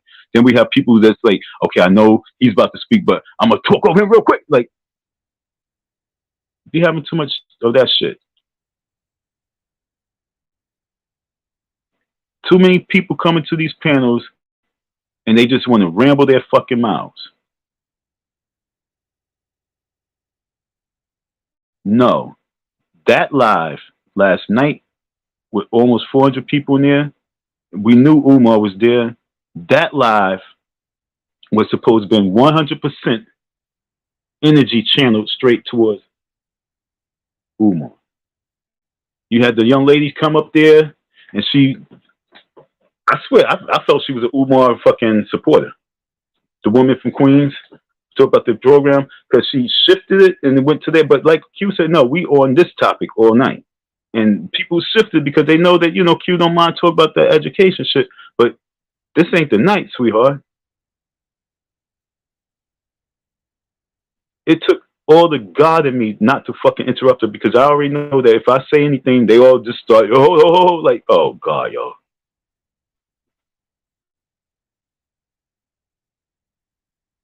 People be fearful what the fuck's gonna come out my mouth, because what's coming out my mouth is normally something that's really gonna be like a sword, and it's gonna cut some people. It's like church. It's gonna be a sword. But all that conversation that y'all was having was not needed for that panel. We were supposed to get Umar to come out. That focus was supposed to have been not on a bunch of rambling niggas. It was supposed to have been about, Umar, we know you here. That's why I kept trying to shift it, like, yo, he owes you an apology. He owes you I know he's there. But you have too many rambling niggas on your panel.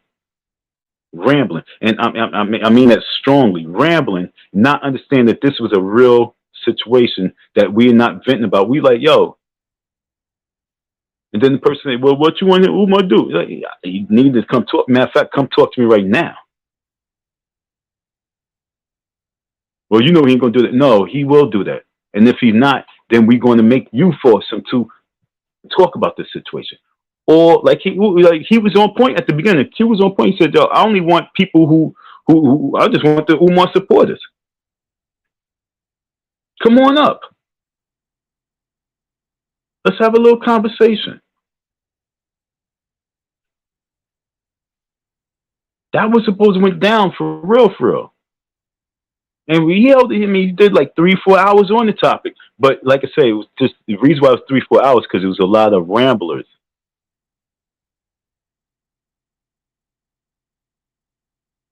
Rambling with no real ties to the school, no real ties to the man, no real ties to anything. At least Q could say, yo, we got the same birthday, we doing the same thing. I'm trying to see, what's our connections. I'm trying to see why he's always talking about me. He's, what I'm saying? I want to know why he's always downplaying. So he's on a different platform of talking about a person. I'm on a different platform of talking about a person. All the spectators who be long-winded, shut the fuck up. You're talking, you're rambling, shut the fuck up sometimes. Because you got the conversation going all over the place because you just want to freaking be heard.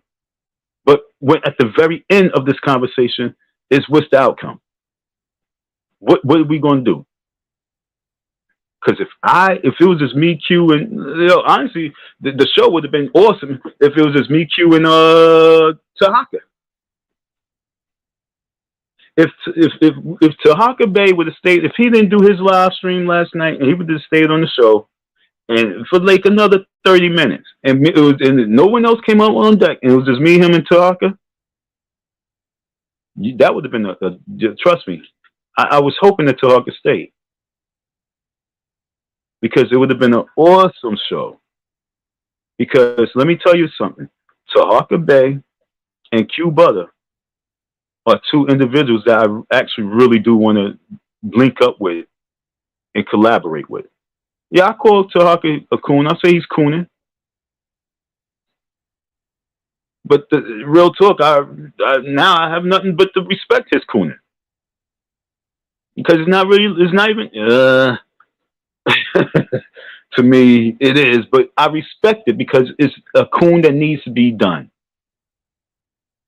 I just think he need to take what I don't like is that he's not taking the real story, the real situation. He needs to shift it And now he not only got me, but now you got Q Butter. And you said basically that I didn't have enough, and I know you said that. You said that I didn't have enough subs. I didn't have enough views. When I get that shit up, then you maybe holler about the situation. I understood what you were saying. I don't have enough subs, you know what I'm saying? I don't have enough views on my channel, you know, I'm still small, but get it up and then maybe we can make. No, nigga, that's what made me bring you out as a coon. I ain't gonna lie. When I heard you say that, even if you wasn't talking about me, I took it that way. But I know you was talking about me. So that's the reason why I labeled Tahaka a coon, because of that. Because he think that because of my subscriptions is not high enough, and that it's not a story to be talked about. But now Q Brother says, and this ain't no slap to Q, but I'm just saying, because Q now says, well, and like I said, this ain't no slap because he didn't want to even really go at it because he said, am I clout chasing? No, you're not. This is a story that's real.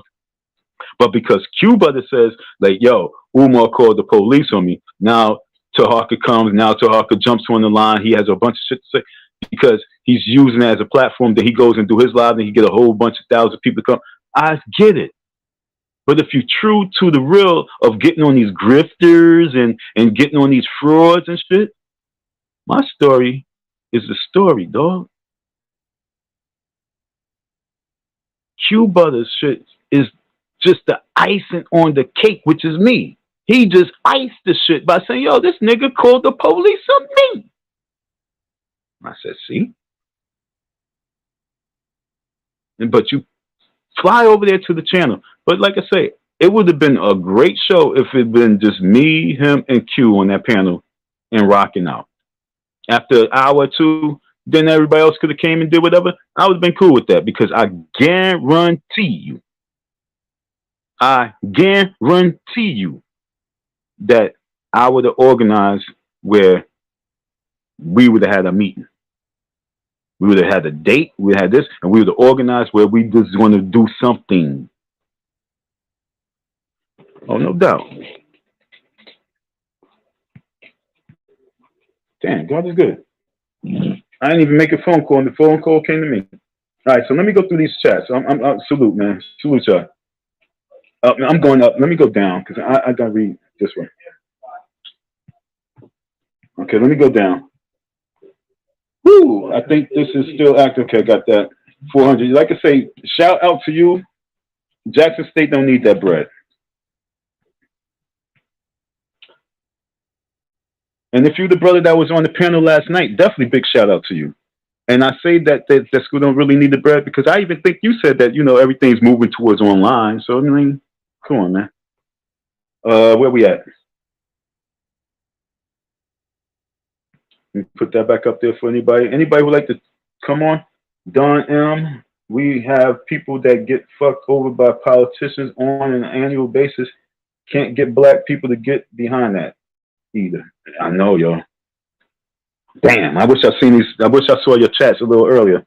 My bad, folks. I'm gonna get to these right now. I'm gonna leave what my personal thoughts. I'm gonna rock out. But I got some people that just pulled up into the crib too. I'm about to holler at them, but I'm going through you folks first because you're more important. Okay, so Don, yo, thank you. I am. Yo, look, the chat is down there for you. I mean, you can come on deck if you're still here. Okay, anybody who would like to come on deck, the panel is now yours. You can ramble. The platform is yours because I need someone to hold me down on the platform. You feel me? So you definitely can come on. But if you're rambling, make sure that you're rambling about the situation and also rambling about how we can really build on this situation. How this actually can become something that's become positive, okay? Because I'm not gonna lie, I ain't gonna mind punching them or beating them the fuck up. I won't mind that because it would be frustrating. But the overall bigger picture is that we have to have something bigger. So I'm really up for that. So let's have a conversation how we can make it bigger. And it's not about forgetting. It's not about letting shit slide. It's how we can take this shit and make something bigger out of it. All right. But yeah, you're right about that. What you say? I'm going back to this. We have people that get fucked over by politicians on an annual basis. Can't get black people to get behind that either. And yo, that's like I say, I'll be on it. I'm an activist. Like when Al Sharpton acted up, I was up there and I was in front of his shit protesting, and he was on his podcast, and he told his aide who became the mayor's she was working with the mayor's wife, and she was the woman that had the thug boyfriend. She was in the news, yeah. Well, for you folks who might not know because it was New York shit, but yes, she was in the news. Well, that woman, she came out to me. Okay, I know her. I knew her before all that shit. She came to me and said, "Mr. Sharp, they'd like for you to come on and join the panel." Yeah, now I'll be in the streets. Al Sharpton one time he said to my man Larry Love, shout out to Larry Love. He said to Larry, he said, "Yo," because they would listen to me talk on the stage, and he said, "Yo," and I was there. He was standing right in front of me, and I seen him, but I was zoning in my zone talking. But I seen him. He leaned to Larry and said, "Yo, who the fuck is he?" That's what he said. Because when you know, and Larry said, "You don't know who that is? That's Black Power." And so when I get up the stage and everything, my man Larry coming to me, he said, "Yo, man," he grabbed me up like, "Man, you the motherfucking man." I was like, "What are you talking about?" He said, "Man, you the man." I said, "What? Why you say that?" And he's like, "Man, Al Sharpton came up to me. Al Sharpton came up to me, and you know what Al said to me? He leaned to me and said, 'Who the fuck is he?'"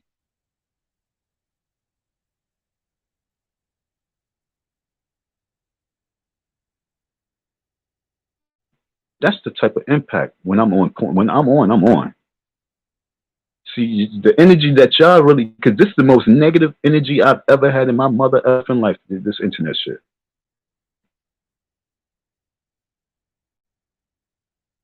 I talk in public, I do public speaking in front of people live. It was 2 times I almost got into a conference, almost got into a fight, because they ain't like what the fuck I was saying. I ain't care. But you know what happened? Everybody jumped on that person. So I don't need security.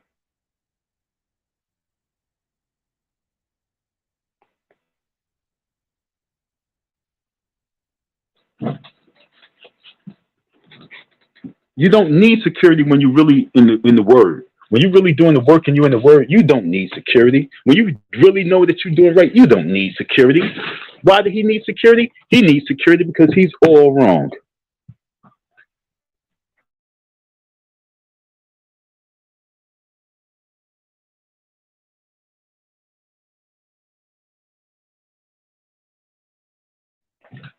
All wrong. I'm sorry, folks. I'm trying to see my man. Oh yeah, my man is here. Yo, before you bounce, don't hit me up, all right?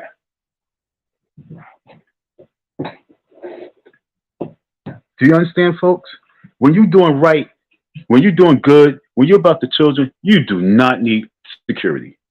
And for this man to need security, that means that everything he does and in his mind is always negative. He even said it. He said it in one of his lives. He's saying that, what did he say?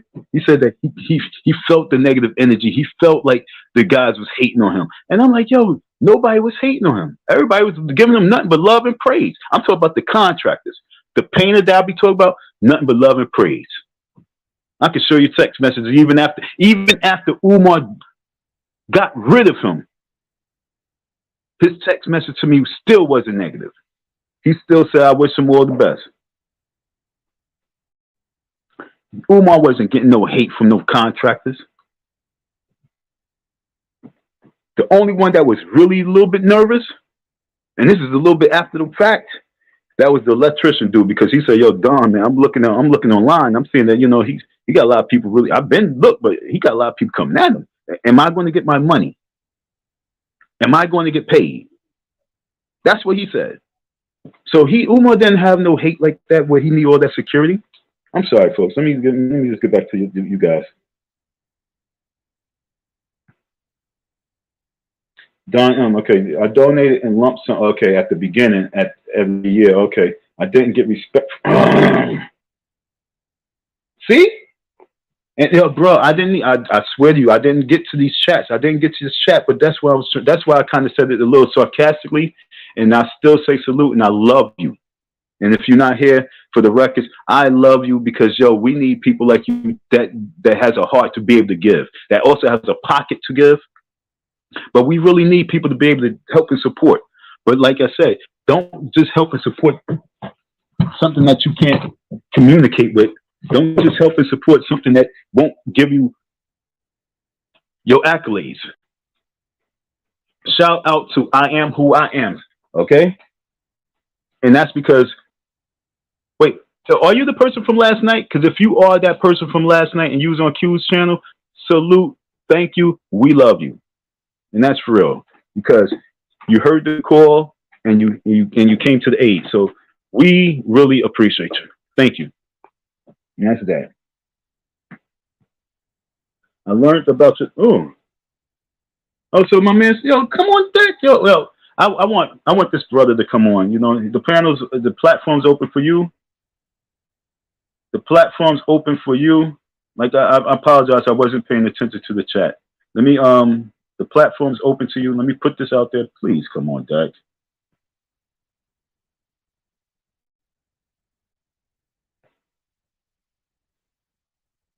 Platforms for you. Okay. I learned about your story in passing a few months ago. Wow. If you keep showing that weapon, your case will be dismissed. Yo, speak the truth. Shout out to you. You know you're right. But I'm doing that because I'm gonna tell you a secret. If my case gets dismissed because I'm online, okay? This the beauty, okay? This is what I want you to understand. If they dismiss a case of a person owing a black man owing another black man thousands of dollars for work that he did, and you clearly know that all the evidence that he got, he deserves his money. But you're going to dismiss it because he's saying that if he don't get his money, he's going to put his hands on this man, and you're going to dismiss it. You basically set that man up to get killed if he gets killed. And basically you saying that we got 2 for 1. We got this nigga killed, and now we got another nigga locked up. So if that's the case, if my case that's what I said, I would love for them to play themselves. I'm going to run this shit over. Yo, look, Judge Brown is on social media heavy. Judge Brown is on social media heavy. I'm trying to get to Judge Brown. Okay? See, the courts is one thing, but social media is the world. So if the courts play themselves, I'm going to have Judge Brown review this shit. And we're going to have hood court on TV, on the social media shit. Like I say, folks, when you fucking have a game plan, nothing. And when you're a renegade, when you're a rebel, nothing holds you the fuck back, yo. This nigga crazy. You think that you're going to owe, and you think that you're going to win, and you think that I'm just going to sit back and just take the L like that? I can't on this one. Like I said, I took an L on a few little things, which really bothers me to this day. My man would let you know. And what he said, yo, Don, just take the L on this one. He's here right now. My man said to me, you're going to have to take the L on that.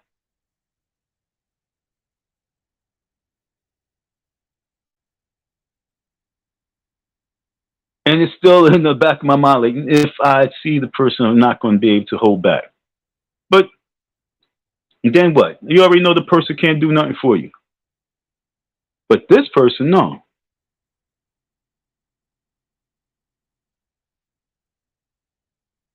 With the situation that I'm talking about, I played myself. With this situation, no, I got played.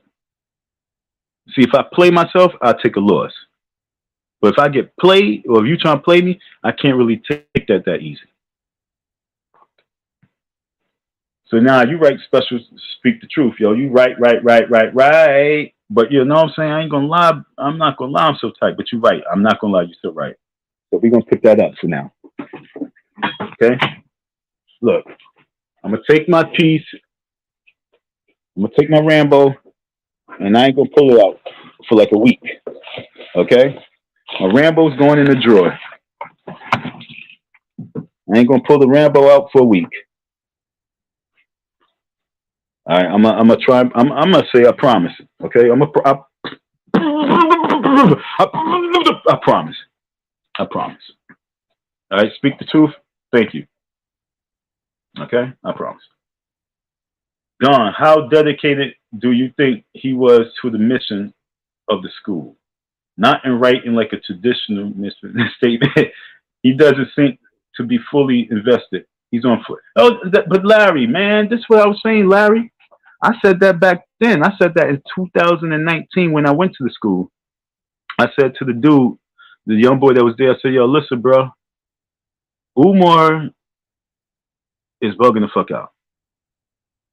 Do you? And we sitting in the class. I'm leaning there talking to him. I'm like, yo, do you hear him? He's talking about going here. He's talking about going there. He's talking about going there. I say, yo, if the school's going to open up, it's going to take me and you. It's going to take people like us to just do the little work that needs to be done so we can really. No, he's not invested. This one, yo, Larry, man, you know he's not invested. Larry, you know he's. Oh, Larry, you know he's not invested. Q, what it do? What's going on, Don? How you doing, man?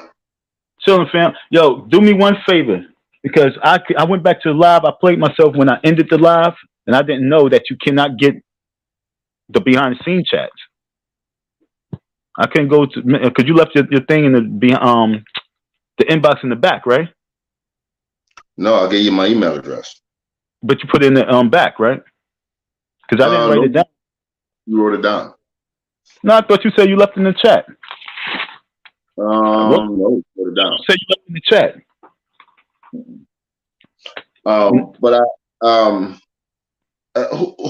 Which one of your people told you that you should take the L? Oh no. This is a different situation. Okay, gotcha. Not with yeah, not with Umar. Yeah, thanks. Yeah, not with Umar. Yeah, not with Umar. It's funny, man, because I actually dealt with a lawsuit that was kind of similar in nature. I had an idea that I introduced to Simon Properties. You probably never heard of them, but they own malls around the country. And I went into them. I went in to meet with the higher ups. Gave them an idea that I want to try as a proof of concept, and they told me they weren't interested. They then twisted that and did that concept on their own. Now I sued them. Yeah, I sued them. I tell you, they made millions of dollars. Wow. I sued them. What kind of company? Pardon? What kind of company? You said pharmaceutical? What kind of company? No. Simon Malls. Simon Malls owns malls around the country, and I introduced a service in the mall that my company wanted to do. Wow. They told me that they didn't think it would work. They're not interested. So, come 300 days later, I found out that they're doing it in another mall. Now, be mindful, when I had a discussion with them, they said, this wasn't something that they were doing in any malls anywhere in the country, any of their malls. So they, they but if anything if they should change their mind, they'll contact me back. So, come to find out, they used it, and they made millions of dollars off of it. In my opinion, and you know that I'm a lawyer. So even though I wanted to sue them, I knew the ball wasn't in my favor. But the ball wasn't in my court as well as being in my favor. So I had to understand it from this perspective. A lot of times, many times, a true lesson will cost you something. It's either going to cost you time or it's going to cost you your money. If you can't get any of those back, you're going to have to take that as a lesson. And what I learned at that point is that I had to go into every meeting with anybody about any form of business with a disclosure, letting them know that anything relative to this conversation is considered NDA. We can't discuss it outside of here, and it had to be recorded. Those are my rules. That's what I had to learn. What I think is a lesson that must be learned from this, if I was in your shoes, is that friendship and business are two separate things. All right. I don't give a damn how much I like somebody. You know, even lawyers have to do proper retainer forms on their own relatives that they represent. It's business. Now, someone said that that you flashing a knife on social media will get your case dismissed. I beg to differ. It won't. Mainly because your case is civil. Flashing a knife is criminal. Two different things. Okay. Copy. I put it up though. Pardon? No, I said I put it up though. Yeah. So that is two separate animals. But like I said, you know, a lot of times you have to look at things as a learning lesson, man. That's all I have to add to it, man. I mean, I wish relief for the both of you, to be quite honest with you. I really wish that this could be resolved so that both parties can move on. You know what I'm saying? Pardon? So but I'm kind of disturbed about me hearing about the meeting last night. They had something in New York yesterday. No, this what happened. Oh, you didn't see Q Brothers live? No, right? No. Okay, yeah. So okay, there's a gentleman. His name is Q Butter. He opened up a school in Brooklyn, and he had several years. And Umar did an event in Brooklyn, and I was going to go to the event, but I didn't. Q Butter, he knew of the event. Like time out. You were going to go to it, but you didn't. Yeah. You know that had you went to it, that would have been a problem, right? Of course. What problem do you think it would have been? It would have been a problem no matter what. You know what I'm saying? That's what I'm trying to tell you. Of course. That's what I'm saying. It would have been a problem, period. Whether it been a legal problem, who cares about that? You know what I'm saying? It was just been a problem. So I didn't go because I didn't want to be a problem. I ain't have no money for that. If you and I have a wreck, and you in your car and I'm in my car, you and I have a wreck, and we have to go to court. So let's say we're in motions and we're preparing to go to trial. Do you know that if I contact you and say, "Hey Don, let's try to fix this," that's witness tampering in the state of New York. A lot of times people get away with it. A lot of times, and I'm looking at the chat. A lot of times, you know, it's overlooked.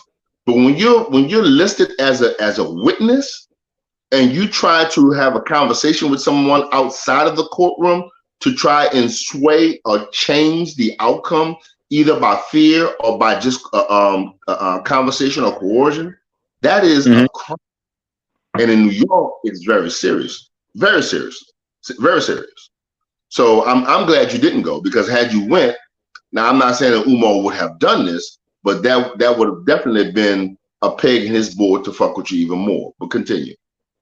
Okay, so yeah, I didn't pull up, but the guy Q, he did, because it's not too far from where he lives, and not too far from his school, and it was two events that was taking place there, and he's affiliated with that facility. So he dropped his boys off at the event that was taking place inside the building, you know, with the lady. It was, like you said, it was food there and everything, so he knew his boys were good, they can eat and everything, chill. And while he went to go take care of something else, he was going to pick up a telescope for his school. A telescope. How many black people do you hear saying, "Oh, I'm about to go buy a telescope"? And so he's about to go buy a telescope, and he gets a phone call in the middle of him flying to go get this telescope, and then his son is saying, "Hey, Dad, I think this man is talking about you in the school. He's talking about us." Who was the man? It was Umar Johnson on the stage in the other event talking about this guy's Q school, and saying that he's not doing nothing out of no building, no rinky dink this. He ain't doing nothing out of no backyards. He's doing it in a sophisticated. You know, he was downplaying him, and the boys felt that. So what happens if your son, he's 13 years of age, and he calls you up saying, "Yo, Dad, man, this man is downplaying the law firm. He's downplaying you and your business. You know what I'm saying? That you don't want your son to be listening to something like that. So he pulled up. He came back, and he came. And I'm gonna emphatically say that is the emotional side of dealing with someone who's running their mouth. If someone, and it has happened, you know what I'm saying? I've, being in my community, man, my name has been drugged in the mud more times than I've run out of shovels. But what I have to show my son and I have to show my children is that I can't take anything what they're telling me and bring it to any banking cashier. Okay, I can show my children my bank account, and I can ask him, tell me which one of these zeros came from him telling me talking about him or her talking about me. Tell me how many of these zeros will be moved or be removed from somebody talking about me. I look at it like love, man. You can love somebody to death, but you can't pay a bill with love. You can't bring it. So I'm not in agreement with Q Butter pulling up. That's our problem with black people. We're so emotional about what shit people say. No, fuck that. That's the second time that Umar did that. You know something, bro? Let me tell you something. Oh my God, Don. And I'm not sure how old you are, man, but I'm 52 years old. You only got me by a few years, a couple of years, bro. I ain't no young boy. Hear me out. I'm almost 50. I've been that rambunctious motherfucker, bro. Regardless of my education, I was that nigga. I was that nigga that if someone says something about me on the other side of town, I want you to say it to my fucking face. It's pointless, bro. It's not only is it pointless, but it's fruitless. And I learned that from a guy by the name of Sidney Torres, who's a self-made billionaire. He'll tell you, man, motherfuckers talk about me all the time. That's fine. Talk about me while you're standing at my back while I'm at the bank. It yields nothing. It yields, let me see, Dr. Claude Anderson said it best. It's called emotional masturbation. It just makes you feel good, but doesn't do anything for you tangibly. Now, if Umar owes you money, by all means, bro, go get your money. Get your money. But him owing you money and what he has to say about you are two totally different things. Well, with me, yeah, different. But I'm talking with Q. Like I say, he's in his school. He's in his neighborhood. He lives in Brooklyn. He come to Brooklyn, and you disrespecting his school. You disrespecting the children, but right there in their face. And no matter what, he has to come back to come get his kids. Well, you know something. I have 4 children, Don. I have one that's at Howard. She's getting ready to go to law school. I have one that's in the Air Force. I have one that plays D1 football. And I have another one that's just fucking confused. She don't know what the fuck she wants to do. But my confidence level in my children are so strong. I can put them in the room, my biggest detractors. I know that what I built with my children won't shake them. And that is, and if Q Butter felt, impelled to go there, he wanted to go there and deal with that, then that's on him. I'm just saying that at some point, we got to do away with that fucking mentality. But hold on, let me finish. Right. So he went there. You stopped the story. You know what I'm saying? You're supposed to give your opinion after the story. Right, he went there and he stood in the back. He stood in the back where Umar could see him. So now if you want to say anything, I'm here. You can say what you gotta say. I'm here. I can hear it. You can talk directly to me. This ain't the first time. Umar shoots at him any and every time he gets a chance. I done heard Umar talk about him about like 10 times. Gotcha. Okay, this ain't one time. This is about 10 times. And so he, instead of you talking about me, you come in my neighborhood. Okay, you come. I'll be right there. You can talk to me. So he pulled up one other time. I think when I first came on scene, he pulled up. Q Butter pulled up then. And then Q Butter pulls up 2 years later. Like, if you want to talk about me, we are men. Let's have a conversation. Maybe we can rectify the problem, because this is what he's saying. We can rectify the problem. We can move on. Like I said, I had like 15 cats down the block in the studio. Could have just like, yo, pull up, but I didn't do that. I didn't have nobody come. It was just me. So he wasn't on that temperature. He was on the fact. I let you know, and I know this shit gonna sound corny as hell. I know it's gonna sound corny. Go ahead, be corny. Go ahead. What? I really wish that all of the people that are involved in the YouTube squabble, only the ones that are dealing with the implementation of educational systems or betterment for our children, because not everybody's is on the same thing. I could very well say that your decision to go and deal with FDMG was not personal. It was for the purposes of children. I can understand that. But you have to also understand that there are other entities that don't give a damn. They're just on YouTube just for bullshit. But for those people that are all emotionally invested into this situation on either end, I really, really, really wish that there could be some resolution of men.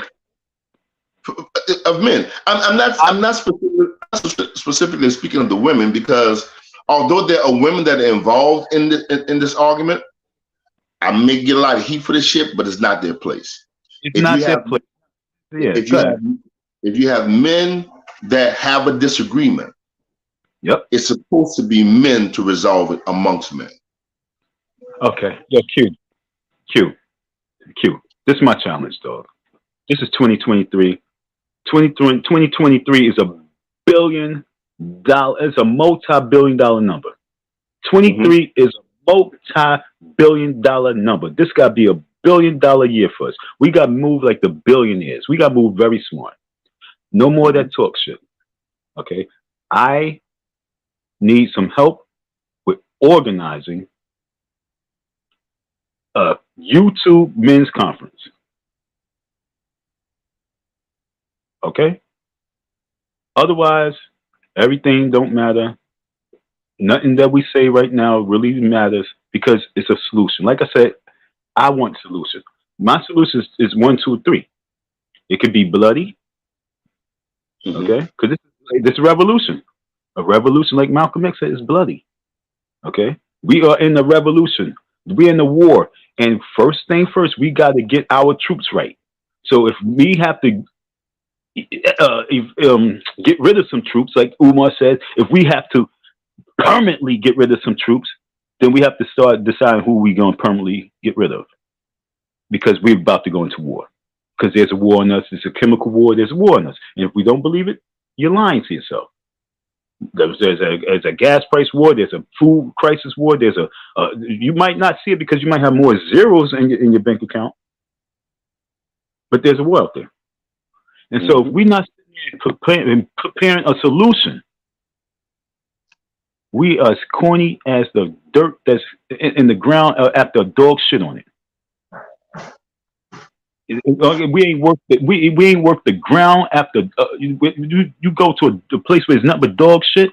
We ain't worth the ground with the dirt that's sitting underneath that shit. If we as men cannot come with a solution, and we know we can, and it'll take 1, 2, 3. And I believe that Umar, and I swear to you, my man would tell you. And when I left New York, I said, "Yo, look, bro, there's gonna be a couple things that come out of this. One is either we're gonna build the school, gonna rock out, or 2, we're going to make a change." He said, "Oh, so you're going to go out there and make the change?" I said, "Yeah, I am the change."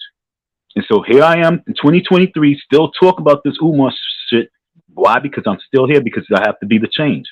So if you want the solution, let's organize the rally. Q's ready. Q's down. Well, I can give you my blessings and your blessings. For your blessings can't even be heard right here. I'm about to press leave. Understand what I'm saying? I don't give a fuck about your blessings. You on my panel. You hey, bro, hold on, solution. You just said solution, but then you said blessings. That don't make sense. Are you going to hear me out, or are you going to insult me, bro? I'm not insulting you. I just said if you just talk about these solutions, but then you can just get some blessings. Ain't no insult. Don, you told me you don't give a fuck about my blessings. Because right? you said what I can do is give blessings. I'm like, blessings? That's like a person in the church says, God bless you. All right, so let me sum it up. So I have my own fights with my community issues. My issues regarding community starts inward and move outward. Now, so don't talk about YouTube then. Don't come up here and talk about YouTube streets if you got your own shit that you're dealing with. Don't talk about we need solutions. Don't talk about that shit. The way it operates is if you're really going to talk about it, be about it. But if you really just going to be rambling, babbling, I'm not the babbler. All right, so you say talk. You said be about it. Don't talk about it. Right now, you got a pen. You got a pen? Yeah. Pen and paper, right? Write this name down. Reverend Southall. That's SOUTHHALL. SOULSO. I'm sorry, my phone went out.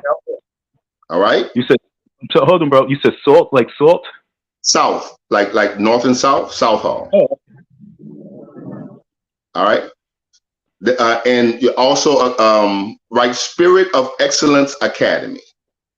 He's getting ready to do about 25 years of jail time for abusing the expectations of children. That's part of my fight. I can give you a couple other names just right here in my community that I'm fucking fighting with. So don't give me no bullshit about I'm just on YouTube running. That wasn't bullshit. Just because I'm not joining your fight doesn't mean I'm not fighting myself. That's not my fight. I'm only using your words. It's not my no, look, your words, this is your words. If you rewind and listen to your words was this. I hear what your situation is. I hope that at the very end of your situation with Umar is that we can have a resolution. We can have a solution. I'm only talking about that. And I said the only way to have a solution is to be part of the solution. Well, I gave you an outlet. I gave you an outlet of free legal advice.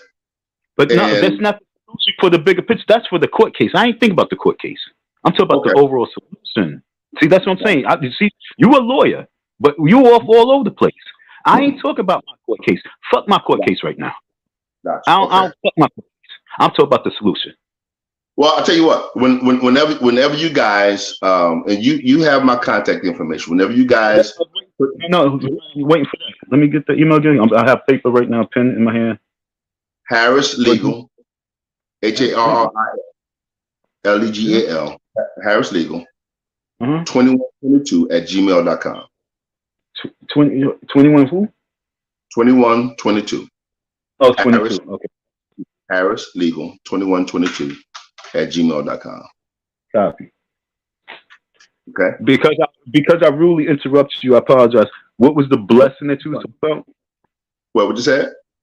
You said blessing. So what's the blessing? You doing a Hail Mary? Right. What's the blessing? So where I can't be present, for situations that need my presence, the fairest thing I can do is give my blessings. Do you agree or disagree? I agree. Okay. But I agree to be nice, but that don't mean shit right now. I mean, I'm a warrior. This is a different type of man you're speaking to. I agree because because it's right. But when we boardroom, see, I'm in the boardroom. You talk to the boardroom man. Yeah. You're not talking to the staff. So the boardroom is a different conversation. The boardroom, closed doors, no videotape. So you with the boardroom, bro. So I gave you example. I gave you one of the examples of one of the, in my opinion, this is just my opinion. Opinions are like assholes. Everyone has one.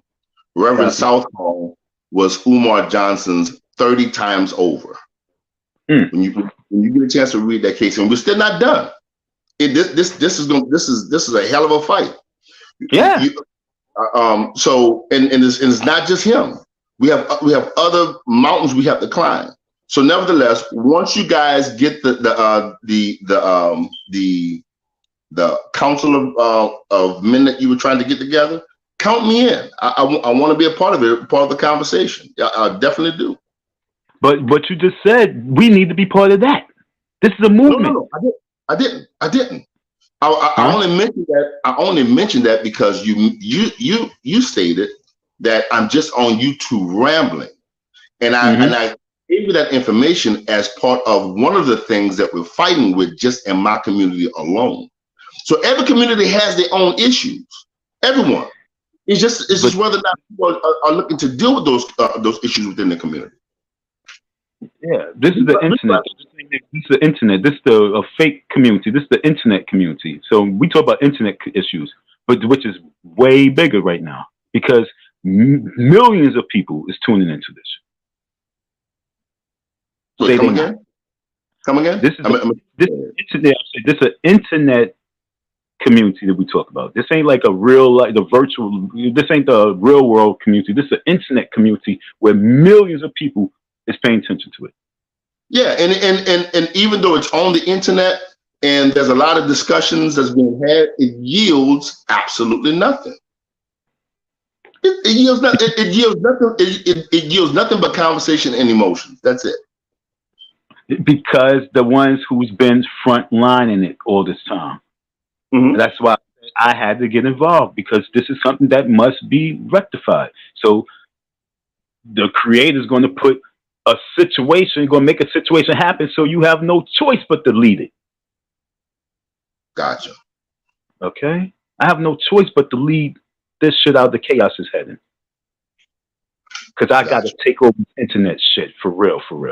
And I mean that with my heart because it's nothing but coons, clowns, and goofies on here doing dumb shit while the people behind the scenes is plotting and planning and they hoping we stay on this goofy shit. And at the very end, when they pull it from us, we didn't have no solution. We didn't organize and now we crushed. So while we still have this little bit of time and all this little space to be able to wiggle right now, we need a knight on a horse. We need the Black Knight to come in. And I'm saying, yo, you on the panel with him, and I'm saying, I need you to ride with me. And you say, I'll give you my blessing. I'm like, I'm about to smite you. I don't need your blessings. And then you tell me that you're fighting another. Your situation is supposed to be heard too. That's a fight that's real. Yeah. And that's what I'm saying. It's like nothing has to be single. Nothing has to be isolated now. This is real. All the shit that's stopping us from building need to be eradicated. So anything that's slowing us down in our world, that's stopping us from really being able to do our real mission, it's just hurting us. We got to get that case out. That case got to be done with. That dude got to be buried. And then what we have to do is focus on solutions. 2023. Which case are you talking about? What's your dude? Oh no, he's done. He's been convicted. That's what I'm saying. He got buried and done, and that's that. And so we can get you, so you can be out there. Because who's to say that you might be the main lawyer for the whole movement? No. I don't practice anymore. I'll tell you that. I gave up practicing. That's why you might be the main lawyer. Because this ain't no fucking legals. This ain't no systematic organizing. This is the underground grassroots level. We need all hands on deck. Everybody who has already played their part in the white man's world, now it's time for you to come into the real world and do the real work. It's not about legally legit. Who cares about that? This is about survival right now. We need all the doctors. We need all the nurses. You survived what? How many wars? Oh, really? And you still on deck? We need you. You used to seeing open wounds. You used to being part of the trauma. You used to having bombs and shit blowing up and you patching people up. We need you. Well, I haven't been a nurse. Who cares? Yeah. That's why I say what I say. I feel what you're saying, man. Because you know I make sense. That's why people hate me. We just have to have, and I wish I could talk to the brother, brother. What's his name? Q brother. I think I've given to his school before. I think I have. I hope so. His school's in New York. Is it a brother with dreads? Yep. Yeah, I've sent that brother some money before. It's been a couple of years ago though. Exactly. Because you've seen him with the Umar shit. That's the only reason why. No. There's a sister that is from Louisiana. Works at I think the largest high school in the country is in New York. I think they have. So she works at that high school, and I think she called me. She's one of these people, man. She see her calls. She'll call people that she know normally donates that get behind different, especially plastic causes. She'll call you. Hey, there's a guy up here that has a buggy for black children that's going from Florida to goddamn Washington. Send some money. That's kind of person she is. So I think she linked me up with a Q Button, and I sent them some money. But that was a while ago. Well, that's love, and I know he appreciate that because, like I said, he got staff. He's paying teachers. Is Umar paying teachers? No, he's paying teachers, and he would love to be able to pay them much more money, but he can't because we are so caught up in this dumb shit. We always caught up in dumb shit. That's what I'm saying. Right now, we gotta get out the dumb shit. The only way we're going to be able to get out that is when we organize to get out of it. And it's going to take strong individuals who don't care about a lot of stuff to get us out of there, who can take all the ridicule and all that dumb shit. That's why I come in here from the bottom. I was sleeping in this man's abandoned building. Huh? Ain't not another soul will ever come out here and be on the internet and be able to say that story. I have the one and only story on the planet that I can stand strong and still be fly with it and have confidence in myself. I was like, yeah, I did that as a favor. Larry, we're not arguing, man. This is just conversation, in my opinion. I'm not arguing. My bad. I didn't even see. Let me get down to it. Oh, let me is Larry able to come up? Yeah. Tell Larry come up, man. Invite Larry up. Invite him, bro. Well, no. I mean, how do you invite him? Yeah, invite him. I'm putting a link out there. Invite him. Drop the link for him. Copy. Got you. Yo, Larry, I'm doing this. Q said, yo, come on deck, man. Q said, come on deck. The Lord is open for you. Because I'm trying, I ain't gonna lie, Larry, I'm trying to get to your messages, but I'm also listening to Q at the same damn time. But I really was about to, repeat. I'm looking at you, you have a lot of messages. So I want to talk about your messages, but I'm also listening to my man Q. I'm gonna listen. I am. Have him come up too. I mean, he can come up. Who? Whoever is I am. Oh, yeah. I am who I am. That's what it is. I don't have my glasses on, man. My bad. I am who I am. Please, I am who I am. We would like to talk to you. See, me and Q have a little rapport, and so that you guys might not know. So you come in here and hearing us talk, but this is like he's older than me, so this is like a big brother talking to his younger brother. And your younger brother's defiant, but your big brother still has his smooth. No, this is man talk. See, that's why I love actually talking to people like you, because I can really be who I am and still have an hour-long conversation. Because he's like, if they think this is heated, then I don't think they should go back to any conversation we've had previously, because we cussed each other out several times. But yeah, this is love right here. This is real love. This is me getting a little bit mad at Q. I'm a little bit mad at Q. That's why he's getting this type of energy. Okay, folks, I'm mad at Q. That's why. Not hatefully mad, but I'm just mad at Q because he allowed this shit to get to this level. He allowed it. I'm blaming Q. That's what I'm mad at. Yeah, that's what I do. I'm blaming Q. So that's the essence as a criminal defense attorney is to blame everyone in the room but your client. I'm blaming him right now because he got me going to court when we could have been done with this shit. And yes. Because I ain't gonna lie, I don't want to say it online, but I did ask him the very first time I spoke to him. I asked him for one little thing, and I didn't get it. And so that's the reason why I'm a little tight. And I really need it right now. I would pay you. I would pay you. I need a letter. I got $50 for a letter. I just need a letter. Just send the email, because I told you that what I'm going to send to you, what I have to send back to you regarding your case. It would be helpful, but part of it you may not like. So, but I mean, that's just the nature of, I guess, advice. Right. You can't expect to like everything. So, but nevertheless. I guess Mr. Larry isn't coming up. But I just want to because a lot of times things can get lost in translation when it comes to texting or in the chat rather. So that's why a lot of times if I'm trying to say something, I prefer to say it verbally than to text it. Yeah, because I ain't gonna lie, I didn't even see that you was here. Then when I saw you, I was like, oh shit, my man Q here. And so once I drop the link, Q pops up. Just come on deck, folks. Yo, just because y'all heard, see, this is why it makes me so mad.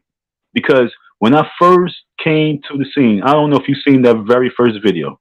Did you ever hear the very first video I did when I came on the scene on TCTV? Nah, I know.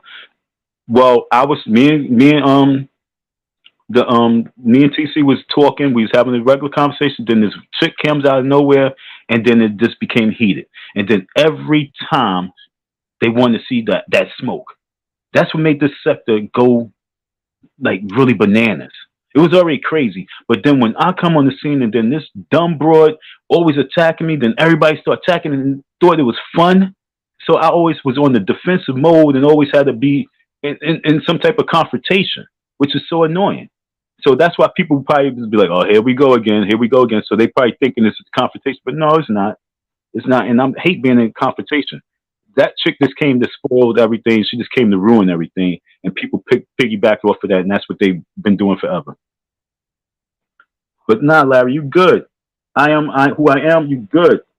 I would just like for you guys to talk about the situation. This is matter of fact, being that I got Q here right now, if I could get two more brothers up here right now, this would be the first meeting. Huh? Wow.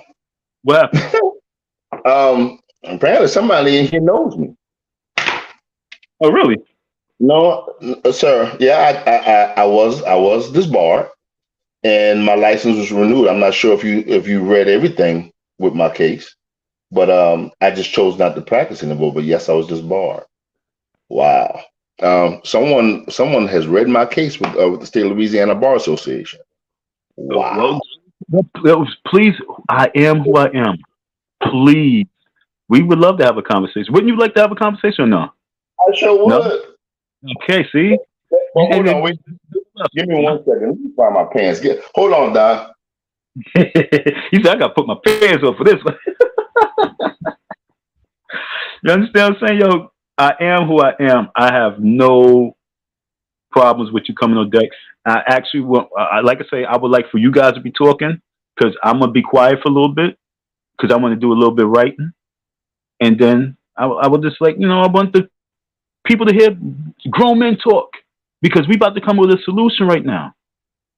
Between this guy having law underneath his belt, between you having whatever position that you are in, and then also we got Larry, that's a beautiful conversation. I guarantee you we can actually come up with some type of resolution. Black History Month, it would be a great month for us to have this men's meeting. And that's what I'm trying to do. I would love to have this men's meeting. Oh, bring it up. That's my bar card, sir. I still have my bar card. So, guys, tripping. That's what I'm saying. Yo, they don't take 2 seconds, bro. So, all right, I am who I say I am. I'm glad you know all about my life, sir. Yeah, that's dope. See that? Damn, crazy. You ever seen this person? No, I don't know who that person is. That's what I'm saying. People be like, who are you? But yo, this the internet, dog. Wow. Dude, that was funny, yo. See? That was funny. That was real funny. All right. I don't know who these. Mr. I am. Why don't you come up, dude? Yeah, I am who I am. Please. Yo, I'm serious. Yo, look, it's just all peaceful conversation right here. It's gonna be laughs, because we want to know who are you? You said I read his case. When did you read the case? Who got time to read that? He read that case that fast, right? Well, in the state of Louisiana, and in any state, whenever you're a member of the bar, if you get sanctioned, if you go before the Office of Disciplinary Counsel, it gets listed. It has to be listed. That's the law. So you're saying Yeah. Oh wow. He knows more than I thought. He knows the subject. I can't say. Yeah. This gentleman apparently knows. Well, I'm not gonna say he knows it. He's done his research. I ain't mad with him. Shit. But nevertheless, be that as it may, he or she still won't come up. And it's not. Are you gonna argue with this person? Oh hell no, no indeed. There's, you know something, Don. I only argue when it has something to do with my money. Exactly. And beyond that is just conversation. So the floor is you fellas, please. Now, who you talk to? Speak the truth. You talk about are you still a supporter, Q? What is that? Are you still a supporter? Of what? I don't know. I guess he talked about Umar. Who he talk about? He didn't finish the sentence. Don asked if he's still a supporter. Didn't you say that you supported Umar before? Yeah, yes, indeed. I supported Umar. I supported Farrakhan. I support Don. I support, but what I will not do is allow anybody to dictate who I can and can't support. Have I given Umar any money? No. Do I support Umar in his cause? Do I wish Umar do best was right and was best by children? Hell yes, it doesn't do anyone that deals with children. I don't give a damn who you are. It's the equivalent of you not liking the pilot on the plane that's flying you. And you say, I hope his ass don't have a good landing. Well, you're on the fucking plane. I'm on the plane too. No. So how you interact with children, how you deal with children, you have to hope that the best comes from that, whether you like the person or not. So, yep, I got to speak the truth. I actually speak the truth. When we first spoke, he told me that. I guess that was the reason why I had a little bit of negative energy, because I was like, but then he told me, but he never supported financially. So I was like, okay, fine. So, because I was like, oh, so you heard about my case and you still gave money, so I was flipping out. But he's like, Don, I support him the way he just said it, but I never sent him money. So yeah, he was a supporter, but he was But there are those that try to paint people into the corner where they want them to be. I'm just not that kind of person. You know what I'm saying? So, I guess, bro, I'm still laughing at I am who I am. I know you are, and that's what I'm trying to tell you. I'm like, yo, who are these people? And what freaked me out even worse. Now, just imagine this. Now, you on the live, right? You on the live, and you talking, and then next thing you know, you hit up your boy, and you hit your man up from a different state, and you be like, yo, I'm having a situation, man. I need your help. And then he sends you a picture, like, yo, and you ain't speak to this man never, because I called my brother. I was like, yo, who's out here right now? Who's in Philly right now that I can reach out to? And my brother told me he was out here in Philly. And so he gave me the number. I hit him up. And then he sent me a text. Like, yo, Don, who is this? And he sent me a picture of the person that was on the live stream, the live I just got off of. I'm like, how did you get this picture? He said, he was like, yo, she just sent me a picture of you. I got, he said, she just sent me a picture of your ID. And she's asking, yeah, exactly. She sent a picture of my ID because Umar gave her the picture. Okay. When I sent Umar the picture of my ID, Umar sent her the picture because she was like, yo, I be in Queens. She was like, I know that this address looks familiar. And she reached out to one of the people that's in my hood. Like, I'm telling you, this is my hood. And she reached out and he's like, yo, this chick, I know her because of this, that, and other, but she reached out to me and she was trying to get information. I'm like, who is it? He was like, yo, what's up with that? And so I'm like, the world is much smaller than what we think. It's way smaller. But that's the fact that, yo, people's going to get your information. And it's like, how? That's why I don't like the internet. I believe you, bro.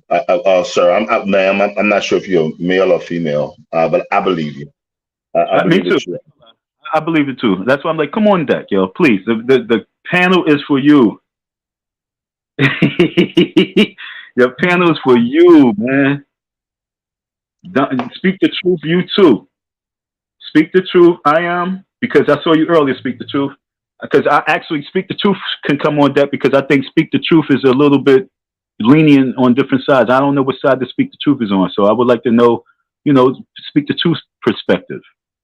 Do you think that we, or as you two men, can actually come together and put together a panel of men that's going to stay on top of the behavioral process of the FDMG?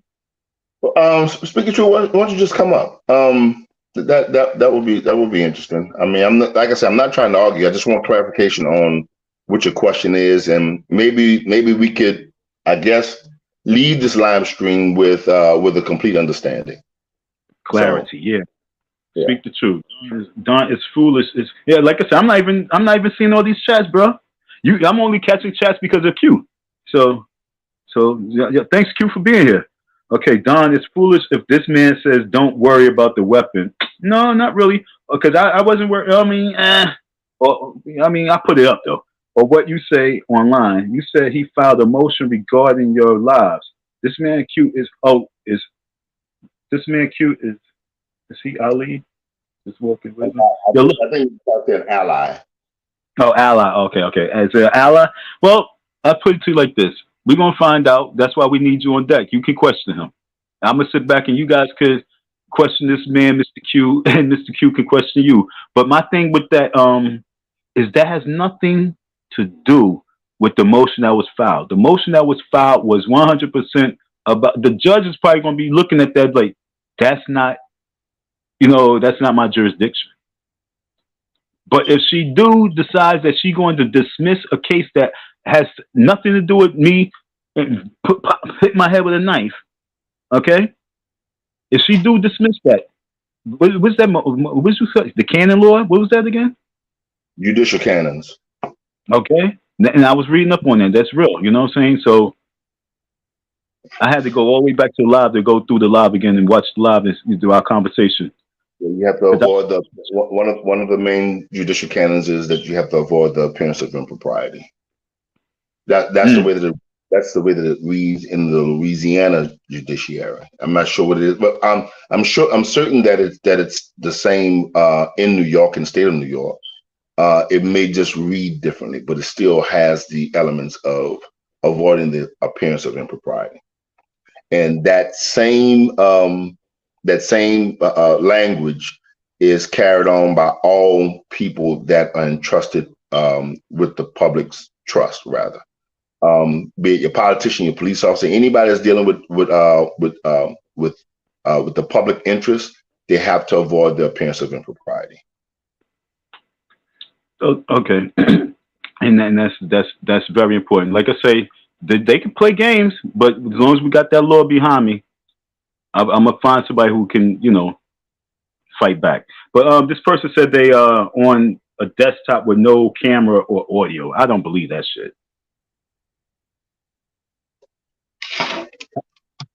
How old is your computer? I don't believe that. You donated $1,000 to Jackson State and you on a desktop with no camera and audio. Why you on no camera or audio? Damn. He donated $400 to Q, $550 to Umar, $1,000 to Jackson State, and you sitting there with a laptop with no camera and no audio. What happened to your laptop, your desktop? He's a desktop, not even a laptop. What you want, a desktop? You on your phone, Q? I'm on my phone, yeah. So log on with your phone, bro. You can be on the desktop too, but go on your phone. Tap in on your phone. You know what? I'm done with the trolls, man. But nevertheless, I gave my information. Don, shoot me an email. I really want to speak with the true person. Is that a? Say that again, about Q. What you say? Wait a minute. Okay, Q, I understand, but this man is asking for legal wisdom and assistance. Don, oh, okay. Well, I mean, Don and I have had conversations about the legalities with his case. Don, do you recall me telling that you may run into an issue with jurisdiction if it comes up? Remember that? Yeah. Okay. So He gave he and I had that's how Don was able to recite the judicial canons that we spoke about 2 or 3 lives ago.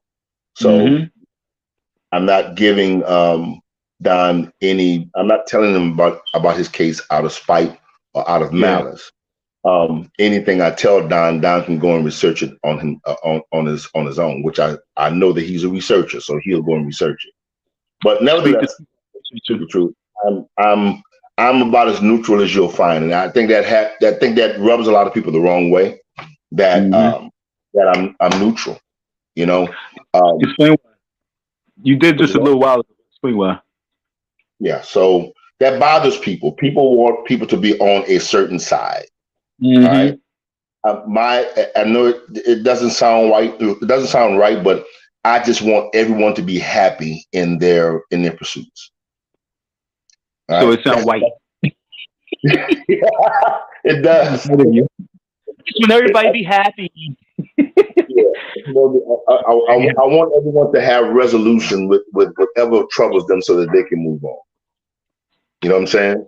So that's why I say if the court finds that Umar owes you money, if you feel Umar owes you money, then I'm hoping that Umar just pays you so that this shit could move on. Whatever it takes for progress, man, that's what I'm for. But that's okay. So I guess why people really crapped on me and the way people, is questioning you is because they they was 100% on one side. And the side they was on is like, yo, this man is scamming. So when we come in, we say, or you say like you're neutral, and I came in and I said, I'm not going to be slandering him and nothing like that. Automatically people is like against you because like you said, they want you to be on that side. But technically down the road, what good is that school going to bring? That you feel like, we want him to be able to move on. What's good is, like I just said, the behavior process. If the principals act like this, what's the behavior? The way that I see it, Don, if you were charged to build an engine and you took shortcuts, you didn't do it right. You didn't torque the bolts. You didn't put the spark plugs in right. You didn't put the wiring right. That car will never run, and if it runs, it won't run long. So the proof will come out when it's time to start that engine, right? Yeah. There've been several schools in my city, man, which is 100% charter. They have tried all of these crazy ass fly by night ideologies of schools, and they haven't lasted long. And unfortunately, it took for those schools to flop for them to understand that they did the shit wrong. So I'm just my only prayer in this entire situation, man, for something I can't physically put my hands on. I just pray that if this school flops, that our children won't be injured in the process. All right. If the school succeeds, I hope that our children get the best out of it. Because right now, man, what is that? No, go ahead. Right now, what? Yeah, right now, Black children seem to be the test tube babies of the educational system around the country, especially in some of these cities where you have more charter schools than you have public schools. It's sad, it's pathetic. It really is. That's why, the school like Piney Woods that somebody mentioned in the chat, that's why that's so significant. You know what I'm saying? Although people don't agree with the way that they educate and implement education at this school, it still has a track record since 1908 in educating Black children. So that's it. But I wanted to say, you said, so if the school fails, what happened with the children? I just hope that children, the mentality or the educational progress of the children is not injured in the process. But that's what I'm saying. And that's what I'm trying to say. We got to forecast. We got to already read between. We got to infer. We reading the blueprint, and Right. what we already see. What do we see right now? We already see it going. Do we see it going towards a successful level, or we seeing it heading towards failure? I don't know. I haven't looked at it from that perspective, but what I have seen. No, bro, you in the boardroom panel. Like, this is boardroom talk. There's no I don't knows, man. The I don't knows in the chat. You in the boardroom. We trying to figure out right. Like I said, if the school was, let me see, what's the It's not open, so I'm gonna say it's failing. right? Well, Okay, it's failing right. Okay, let's not sugarcoat. That's the only. And once we stop sugarcoating it, then we can really have the real discussion. Then we can move forward in a graceful manner. But when we start sugarcoating, that's when everybody starts trolling. You know what I'm saying? On both sides. I don't see it as sugarcoating, Don. And okay, the way that my mind operates is that I like to compare a situation to other situations I've seen before. Okay. So if someone says, well, damn, she's tall, I have to compare her to either my height or somebody else who I've seen tall. Yeah. Right? That's a fair thing to do. You know what I'm saying? You can't just, if you're going to say somebody's tall or short, who are you comparing it to? You can't say somebody's tall or short without a comparison. So as it relates to about to make me go there. You about to make me go there. So this is what we compare. We can compare the FDMG towards Q Butler School. We can compare it. No, hold on. We can compare it to.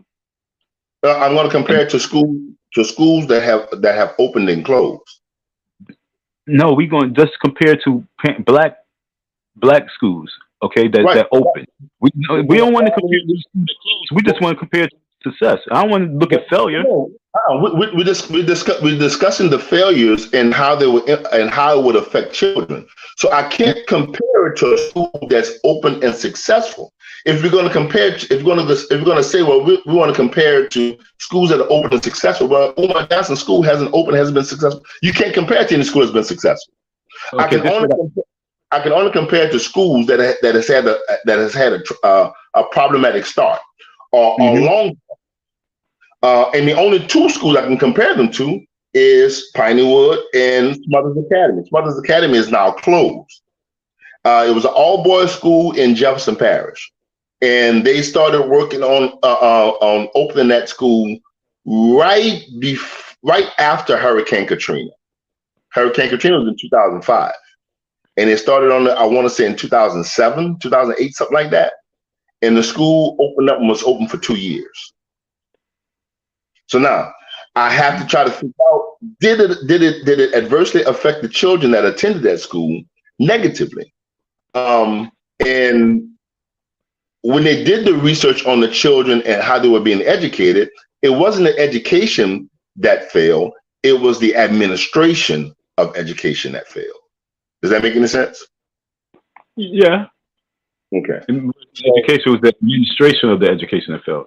Yes. So most schools that have educational issues, they have the issues by way of testing.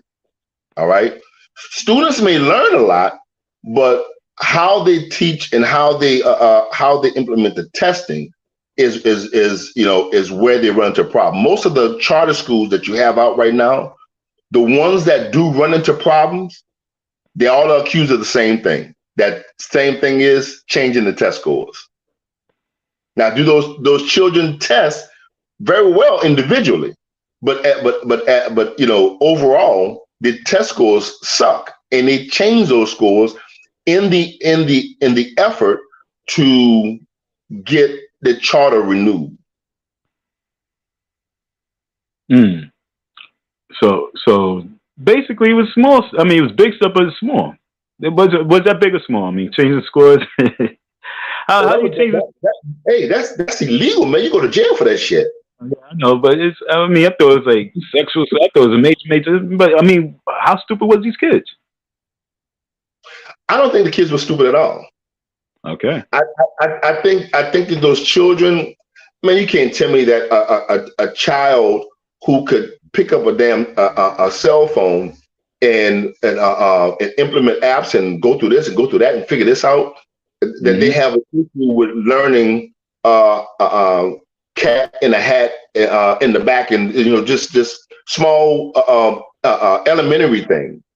I think that the problem is how they're being taught. Children, in my opinion, Louis Armstrong said it best in the song "It's a Wonderful World." Children would know more than you'll ever know. I'm not sure how old you are, Don, but world. No, not that. That's a beautiful world. No, what song? A Beautiful World. Okay, yeah. A wonderful world. But right now, there's a 3-year-old somewhere in New York that can take your cell phone and show you some shit you never even know. You never knew. I know. But in some educational genres, they'll call that child has the potential to be called autistic or slow. But they can figure out computers and mechanics and shit like that. Yeah. So, I just hate that. I really hate, bro. I hate that our children, our black children, man, are people's fucking crash test dummies. I hate it, bro. I really do. But that's the whole point, because they will always be crash test dummies to make sure that we are failures. They don't. Those kids probably was doing great. They just made sure that school got shut down, and that's what I'm saying. So we already see that that's their way of shutting it down. The school prior to it, test scores. They, like you said, test scores. So that school, the Moyer Academy, was shut down because of test scores. Hey, okay, that's a good question. I wonder if was Moyer Academy, that was a charter school. Yeah, it had that. It was a charter school because the city of Wilmington didn't own that building, so it had to have been a charter school. You know what I've never done, and I think I want to do? I really want to look into and see what was going on at Moyer Academy. And this is not Umar Johnson related. I'm just curious. No, you about to find out deep. That's what I'm trying to tell you. You know what you're about to find out if you really dig, and this is what I'm trying to tell you. I really want you to. Matter of fact, please, if you can, because then you will find out why that school, the FDMG, is about to become a failure and a waste of money, and all they did was allow him to renovate it because they want that land. They want that land. This is all we're gonna go over. Once you dig and dig and dig, you're gonna realize, oh shit, they trying to get the land. Because I'll tell you this. Well, you stayed in FDMG, right? Before. Now, when was the last time you've been to Wilmington? Last month. Did you realize, okay, if you're standing, if you're standing at FDMG and you're facing, let's say you're facing,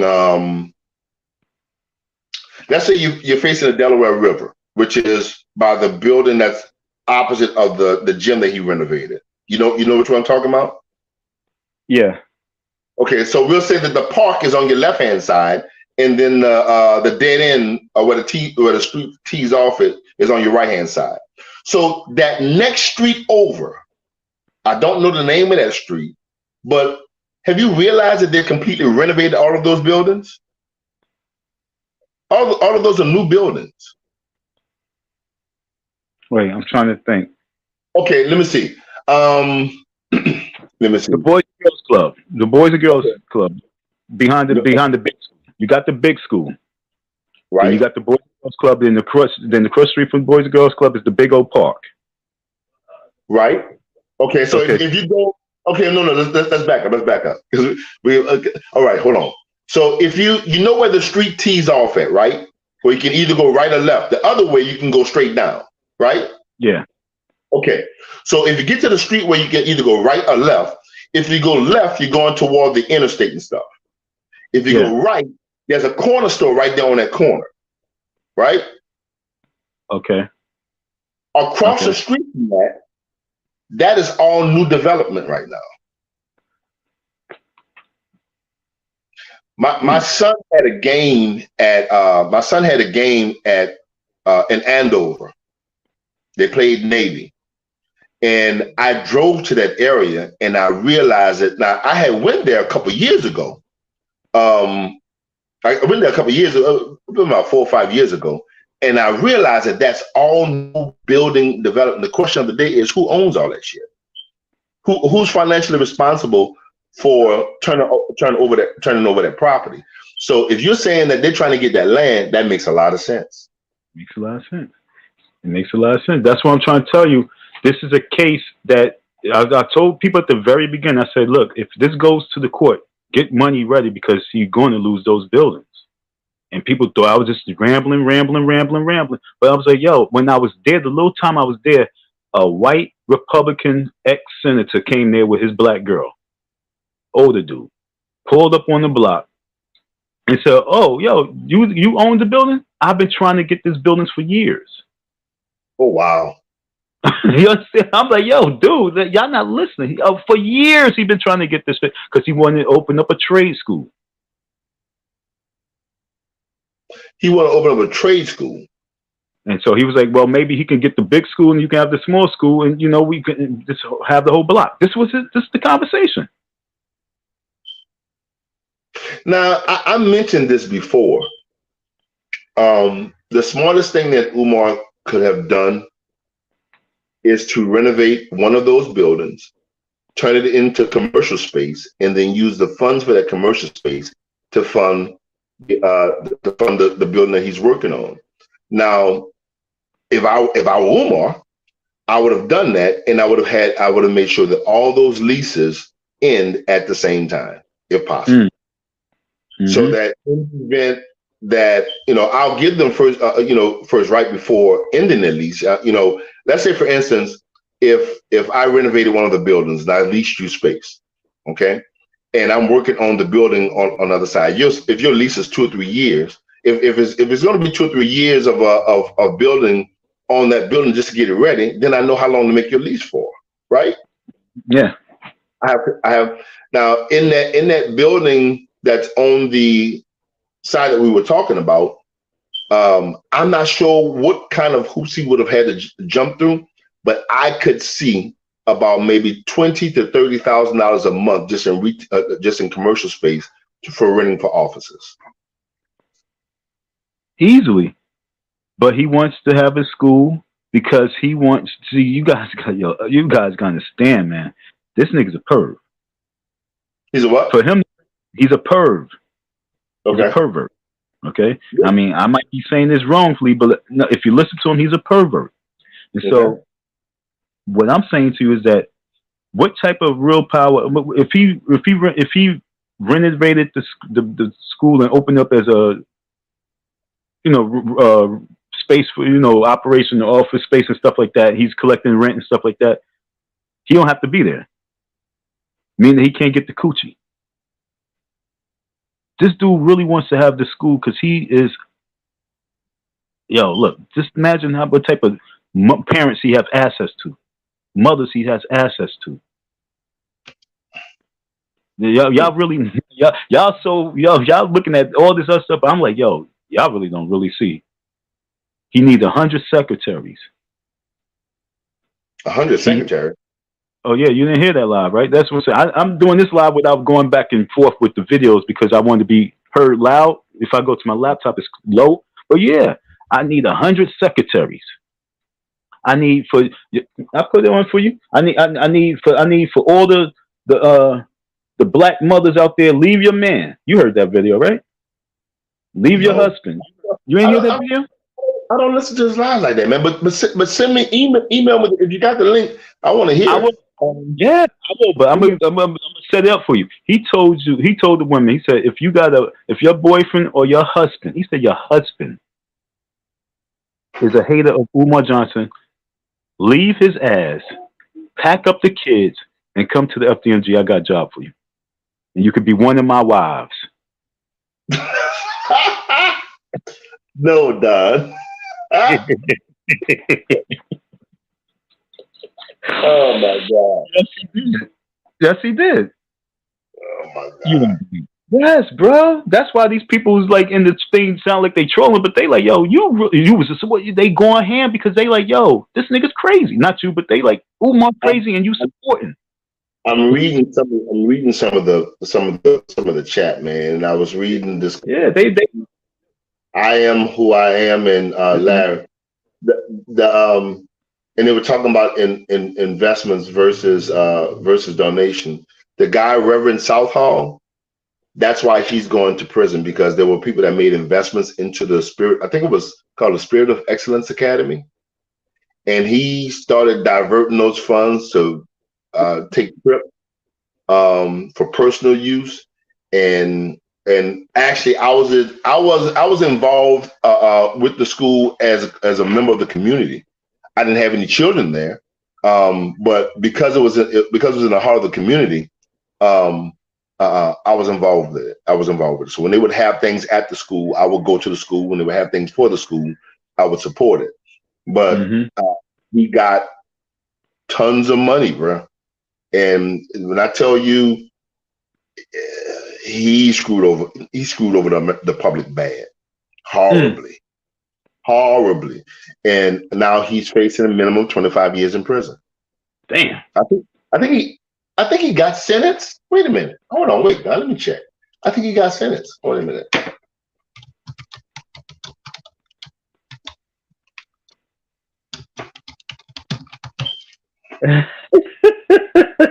Yeah, I think he took it down. I'm sorry.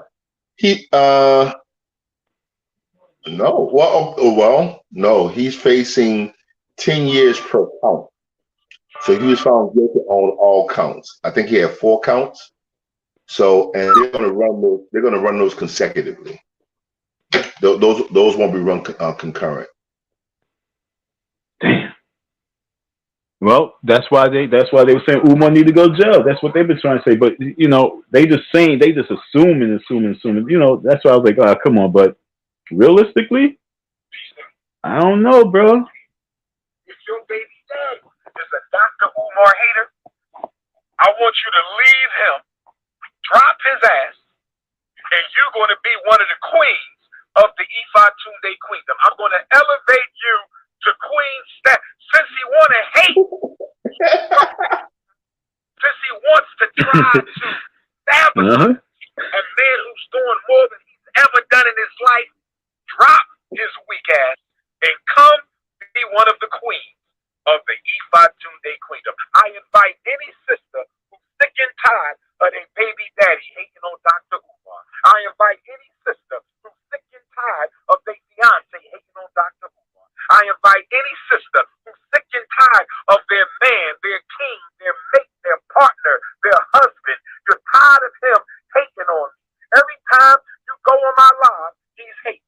When you post a picture, he's hating. When you watch a YouTube, he's hating. So I'm telling all the queens, you ain't got to put up with no jealous, envious, no self-esteem beta male. I'm telling all the queens, you ain't got to put up with no jealous, envious, hating beta male. You don't need them. Drop his ass. Bring the children. Bring the children to FDMG. Bring the children to FDMG. I'm going to give you a job, and you are officially one of the queens of the M-TheeFDMGBoogieman Queen. Oh.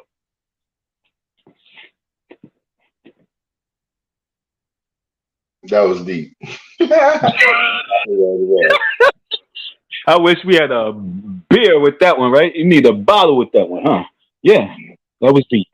Well, hey man, I'm gonna be I think probably next week I'm gonna be off YouTube completely, taking a hiatus. But you have my contact information, man, my email address, and let's communicate through there. But I'm gonna be taking a break from it. And I don't really have an issue with YouTube. It's just that I know that if I don't make an assertive effort to control my usage of it, bro, it really puts me, like right now, I'm supposed to be my ass at the goddamn gym right now, Don. And serious, man. Well, yo, I agree. That's why I told him last night. I said I'm about to get off this. I'm about to really leave it. That's why I'm really venting right now. Like, yo, men who's understanding where we at, let's exchange, let's build, and let's go from here. And when we do come back to YouTube, we change in the way that's moving. You know what I'm saying? When we come back, we change the way it's moving. I'm really disappointed that that I Am Who I Am didn't come up, man. Yeah. They know something about me, and I'm really disappointed also that Speak the Truth didn't come up. You know, see, that's how I feel. I be feeling the same way. Like, damn, come on up, folks. I'll be trying to keep the live going because I want them to come up, but they don't come up. I'll be like, damn, I did 4 hours, y'all ain't come up. You know, there is a parody on YouTube, and it's called "Snakes Have Legs." Mm. You know what?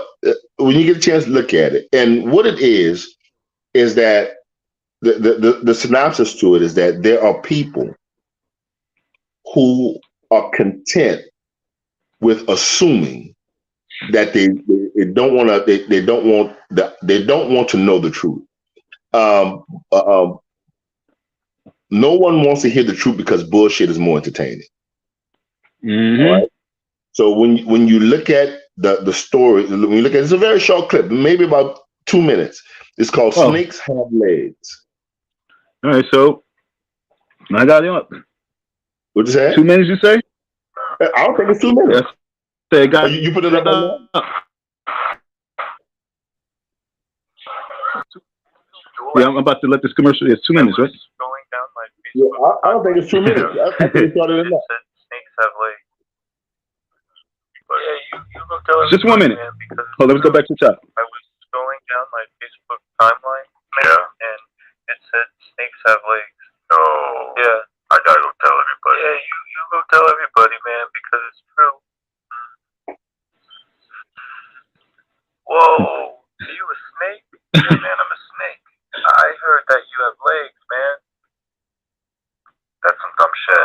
Did you get this information from a reputable news source? Yeah. It's called the Daily Testicle. The Daily Testicle. Oh, yeah. You believe something from the Daily Testicle? I did. And you think this is true because I read it on the internet. Read it on the internet, right? Yeah. You should stop that forever. Stop the internet? No, just stop being dumb on the internet. The internet is an amazing tool that can be used for amazing things, but you stop being an idiot on it. Unfriend. Oh, wow. So Unfriend. Oh, wow. Oh, and then not only did he unfriend him, but he unfriended him because he got the information from from an actual snake. And then after he unfriended the actual snake, he still stood on his grounds that snakes have legs. After he's been told by a snake that I don't have legs. I don't have legs. And that's what they did to me. I'm on the inside, I'm telling you, and they turn it back and don't say everything else. And now it's coming around now. It's coming around. You see D Darrell, it's coming around now. So it is what it is. You can't save all the dumb people. You can only change a few. You know what I'm saying? You can't change all the dumb people. You can only save a few. And that's for all right, man. I'm about to get my ass out of here and head out to the gym, bro. I'll talk to you later. I appreciate you. Thanks, Q. And I'm going to hit you up. Thanks a lot. You 21, 22, right? Yeah. All right, copy. All right. So speak the truth. Who am I? I am who I am. Larry, y'all make me sick. Why ain't y'all come up here, huh? Why ain't y'all come on deck, man? Larry, man, I really wanted to chop it up with you because, matter of fact, let me get to some of your comments. Shout out to Q. Thanks for popping up. You know what I'm saying? You always welcome here. Q Nundrum 93. Okay. Let me I was going through some of these text messages. I was at Larry and I wanted to, Dawn, how dedicated do you think he was to the mission of the school? I'm not gonna lie, bro. Don't waste that money because he wasn't. If he was, I proved it. If he's dedicated, you can go to his Instagram and see his dedication. Instagram shows the people of what people are doing. Let me go to the Instagram for you, okay? Let me answer that question for you. How about that, folks? Okay, I'm not going to allow you to do it. I'm going to do it for you. I'm going to do the work for you. You feel me? Instagram. Let's see. Shut up. You look like a dick. The snake look like a penis. All right, so let's go to Instagram. Excuse me, sorry. All that was in my chest and it was hurting me. Okay, we're on Instagram. Come on, hurry up. Instagram, continue to download. Oh, God, man. I hope I can get on, man. I don't be on my laptop like that, so. All right, cool. Turn on notifications. Do I want to do that? Not really, but why not? I guess so. All right, let's see. Don Murray, that's me. Let's cut this out real quick. I'm going to go here because I'm going to the Instagram for all the people. This question right here, my man asked me, he says, Don, how dedicated do you think he was to the mission of the school? Now, this is coming from Larry, and Larry is going to, he was going to donate, he was going to invest $10,000 into the school. But like Q said, that's where the problems took place with that guy, South Holmes, Reverend South Holmes, in regards to his school, because taking investment money and putting it in other places, like Umar was doing. Okay, like Umar was doing. Because if you don't have the money to pay me, but you have money to be able to go save the, what was that place? What was that place? Nat Turner Land?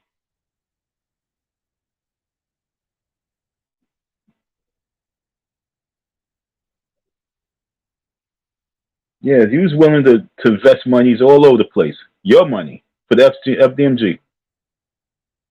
But you don't have to take my word for it. Don't take my word for it. I wasn't sitting there and we wasn't conversing about that shit. No, I wasn't. And I'm not no snitch or nothing like that. I'm just on some other shit right now. Where is, I'm looking for Umar. My stomach hurts. I'm a little hungry. All right, boom. He's opening up a school for black boys. I say he's trying to open up a hotel. Okay, I say he's trying to open a hotel. You say he's trying to open up a school. What do we see off the rip? It's the first page. Once I go to it, once I open it up, this is the first thing I see.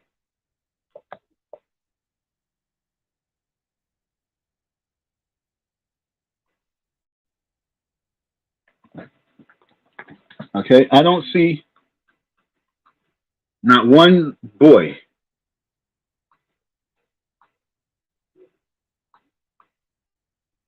Go to yourself. Go, everybody who's on right now, go to his page.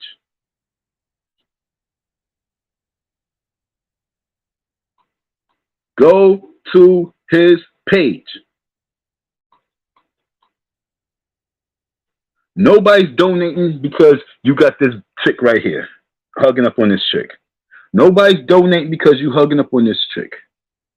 Nobody's donating because you hugging up on this chick. Nobody's donating because you hugging up on this chick.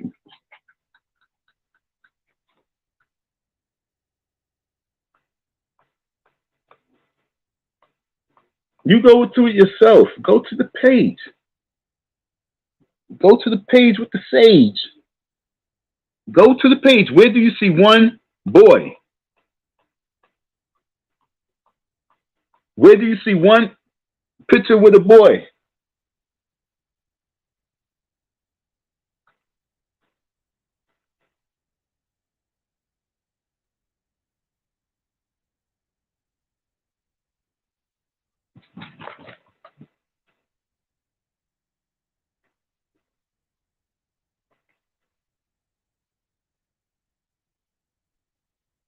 What are those?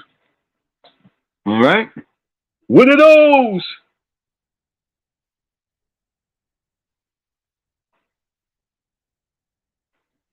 I hate the fact that I'm not live on the laptop so I can really pull this up.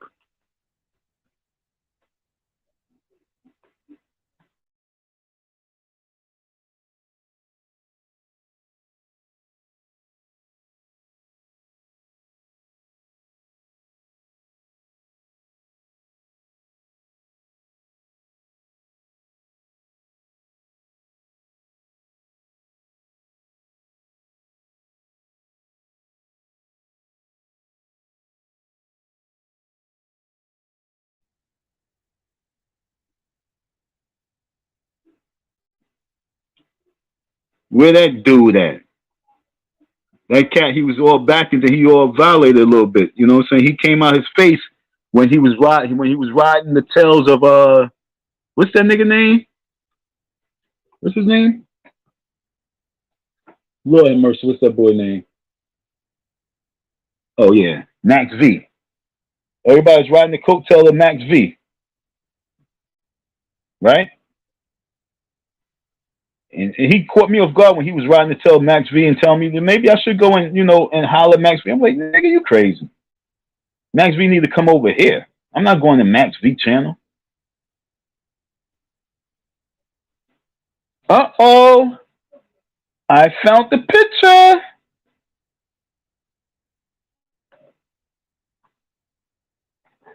I found the picture. Like I said, I don't be on. I swear, you guys might think so, but I really don't be on this shit, though.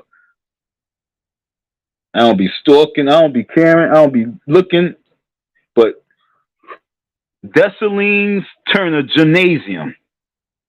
The gymnasium will be opening. The gymnasium. Dr. Umar Johnson School for Boys. Dessalines Turner Gymnasium. And this is funny because this is before the painting. This is before the mural was up there.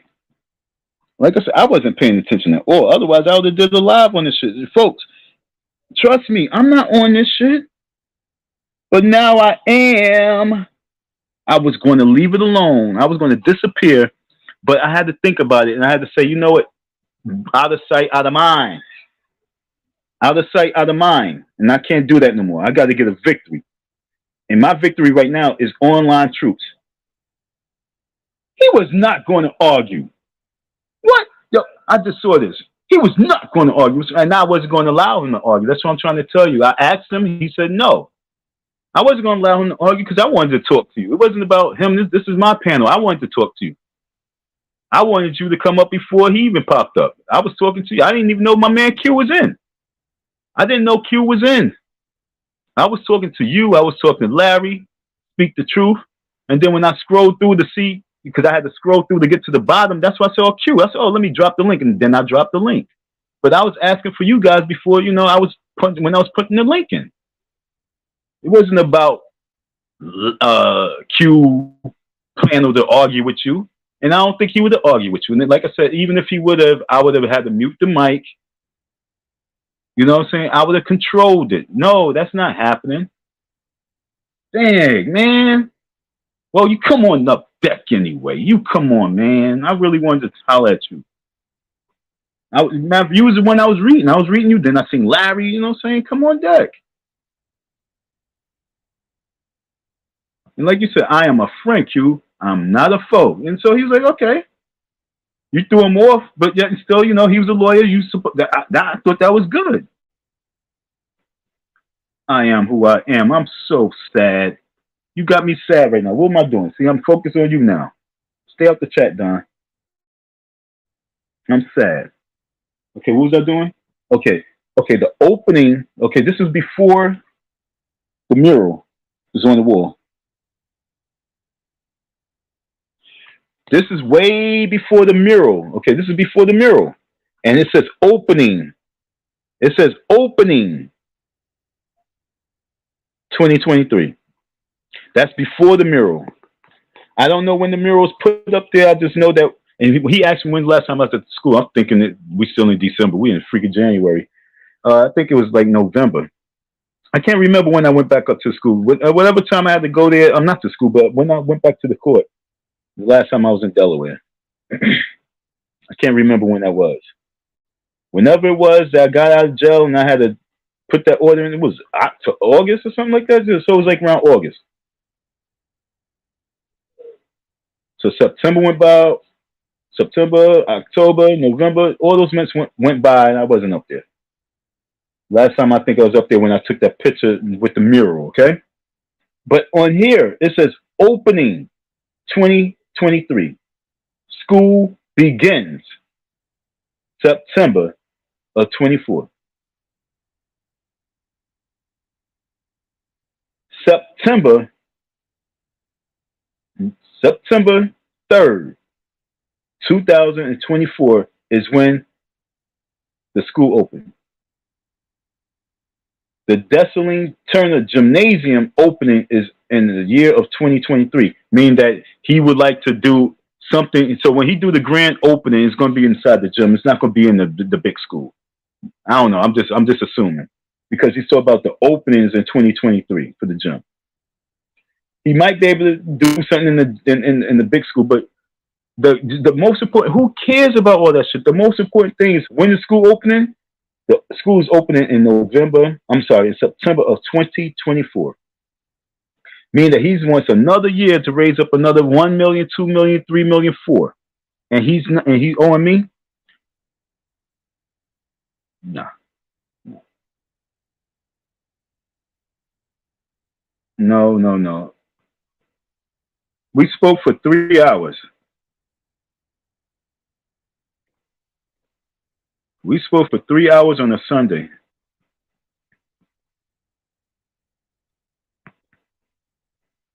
Love and respect you.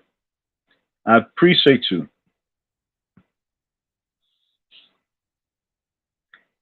$$ Icy Dawn would be nice, because we need more flyers. I got my case.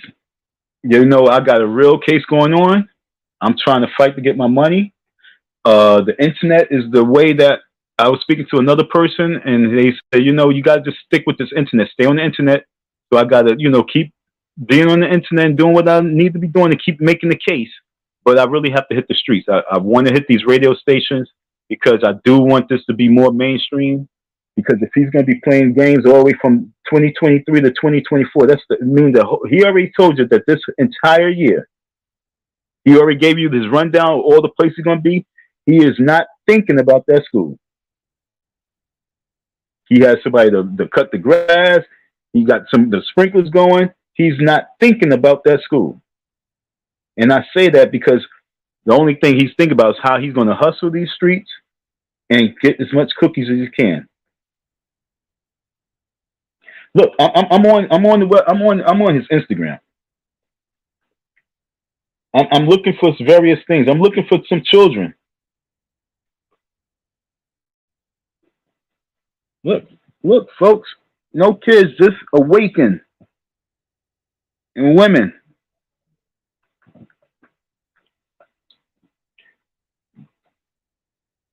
I mean, if I say, like I say, I've been around women. I took pictures of women.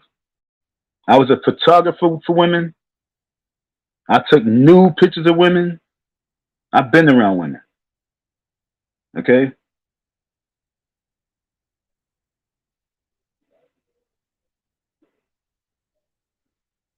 Love and respect you, ladies. But I'm not the one. This is not my mission. My mission is not to start an operation so I can get as many women as possible. That's so not on my mind. I know that once I get whatever it is I'm really want to do, flying, and I say flying for a reason. Flying, I know that if I'm not married, I'll probably have a problem. So I probably would like to be in a major relationship so I'm just good. I don't even want to be single, because if I'm single, I'm going to be scared.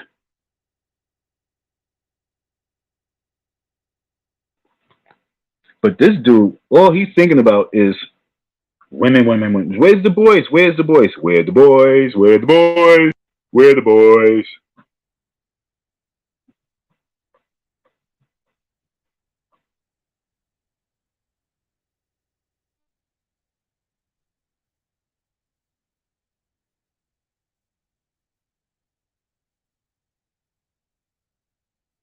I'm reading this text message you put up there.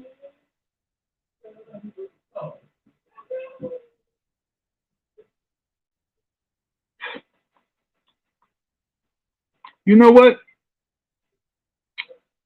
I'm about to post up.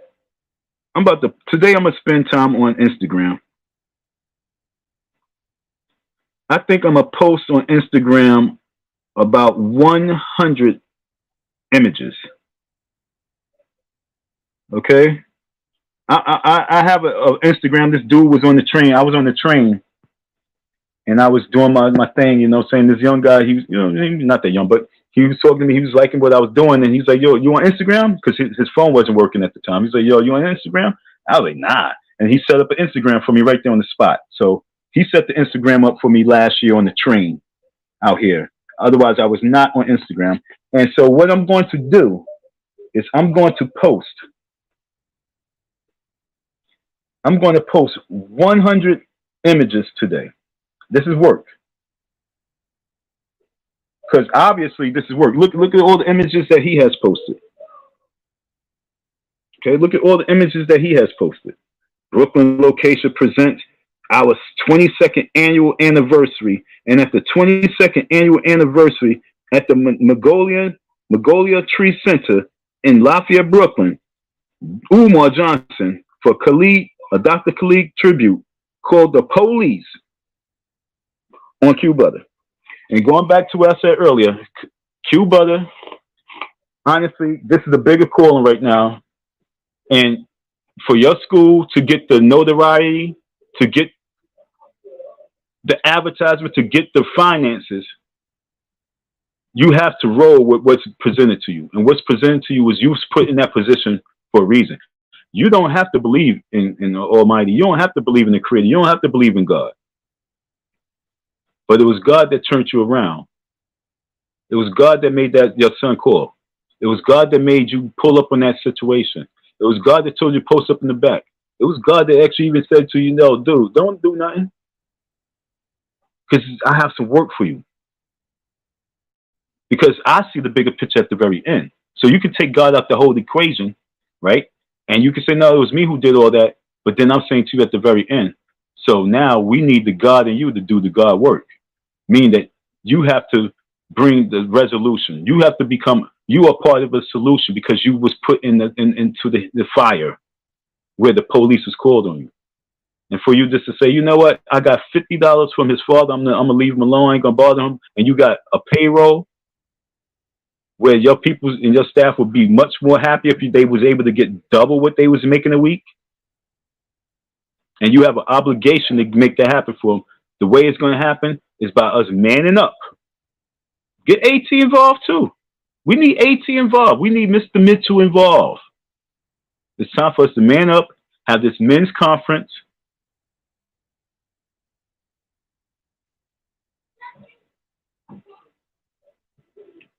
We can have Umar be a guest speaker.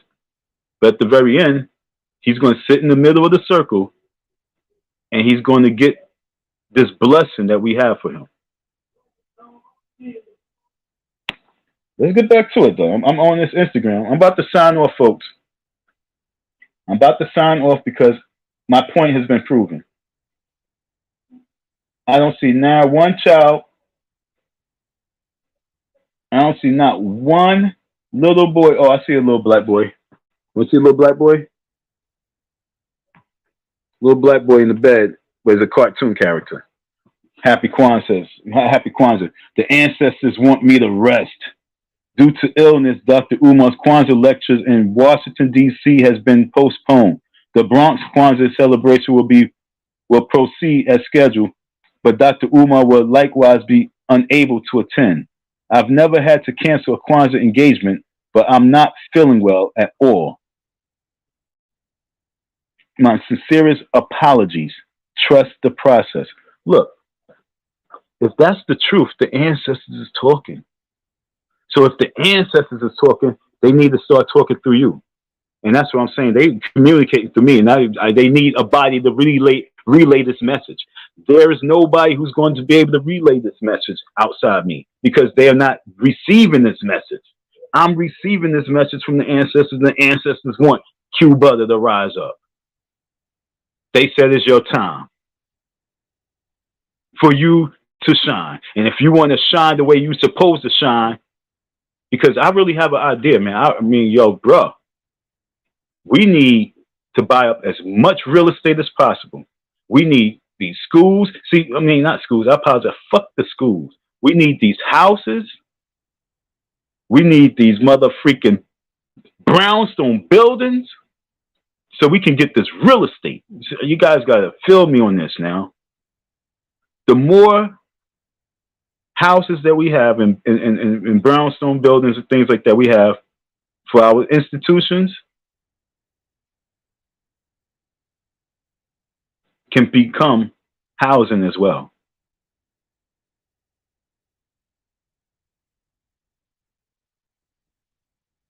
Like I said, we got to become the most creative individuals on the planet right now.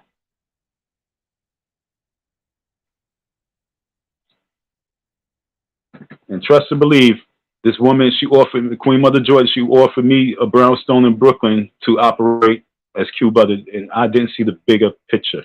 I said, I need something bigger.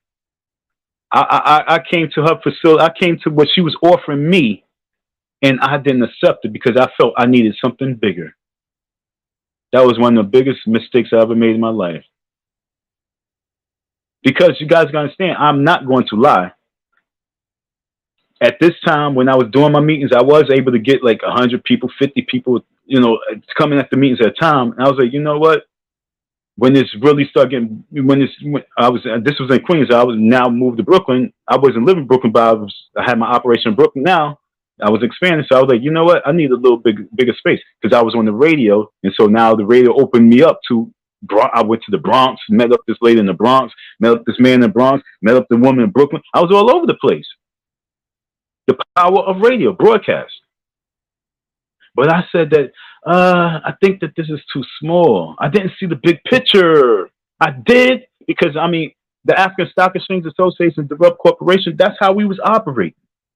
And I didn't want to do it that way because I was like, nah, we wasn't getting the right energy that from that. And so I don't think that was stupid. Salute to Q and what he's doing out there, you know?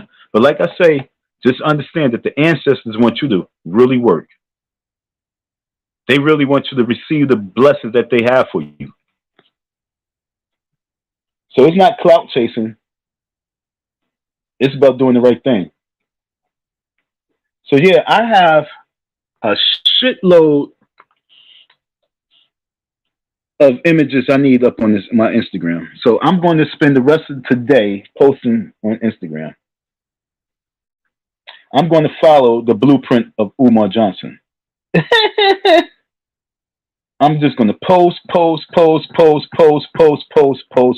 I'm really skimming. I'm skimming down, and I cannot believe that I ain't seen not one motherfucking child, not even on a flyer. I'm so disgusted. I don't see one picture of a child. Who is your PR? Who's your publicist? Who are you? Who gives you advice? Who's working your Instagram? Oh my God, yo. Sure, you got a fatty.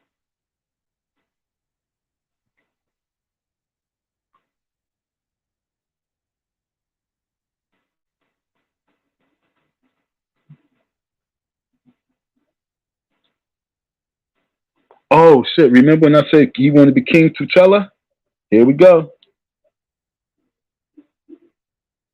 Told you.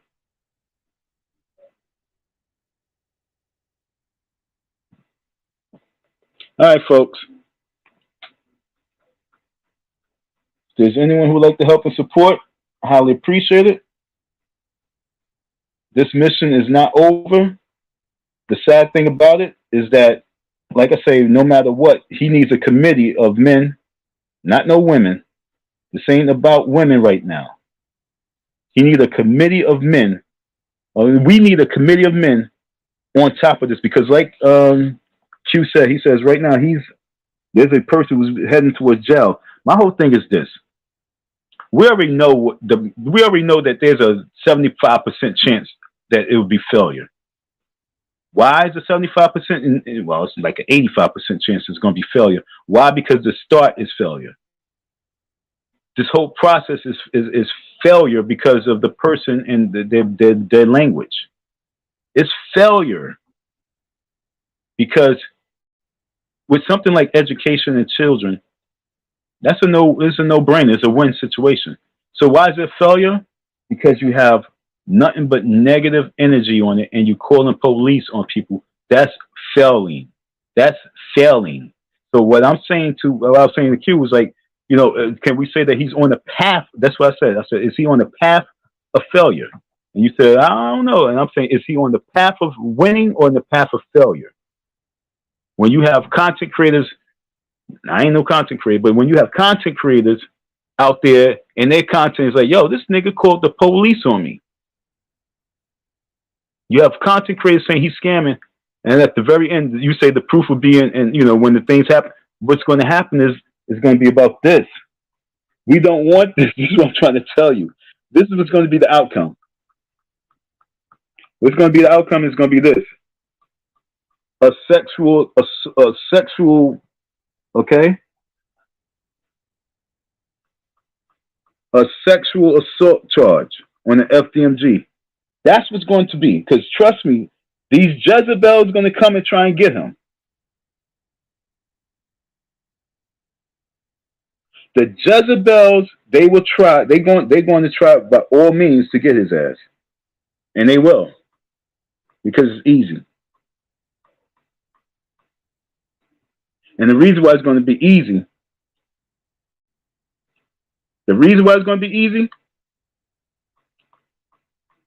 is because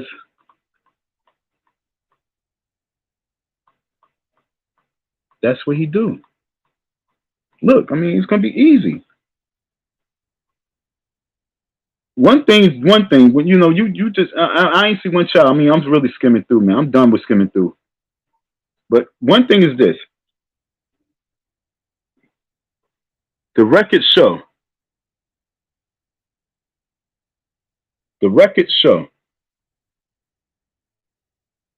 why it's going to be failure.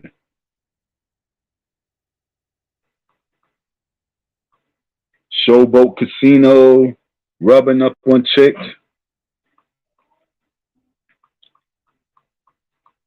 You going against A. Smith, you don't think that he's going to retaliate some way, somehow, soon? He's waiting.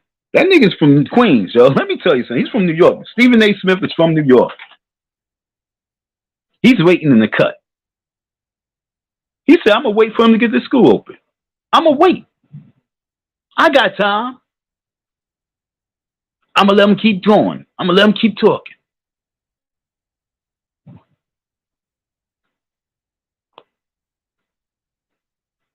Yep, folks.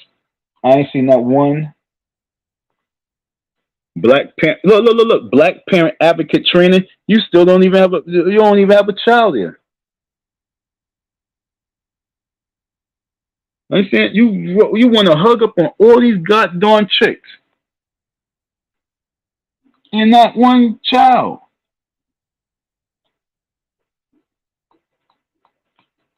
But you have time to call the police.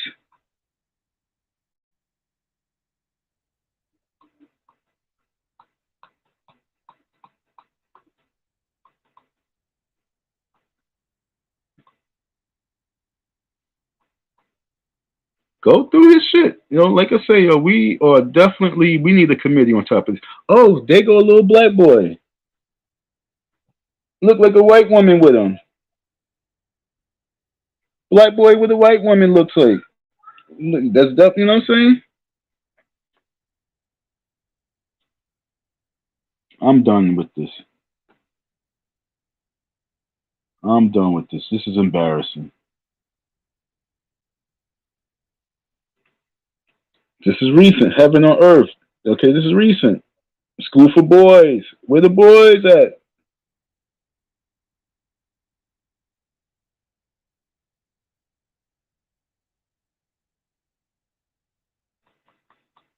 Y'all need to cover my story way deeply. Y'all need to cover my story.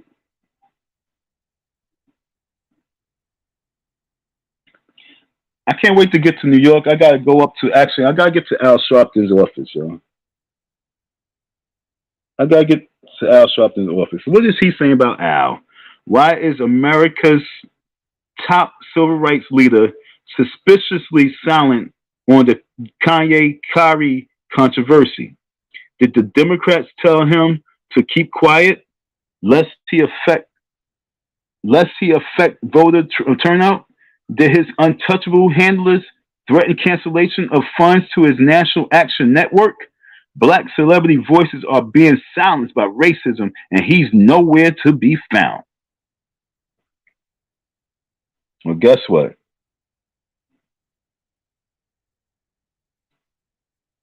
Dr. Umar in Philadelphia, Saturday, November 19th. Yeah, I was there. I was going to pull up, but I heard the voice say, you know what?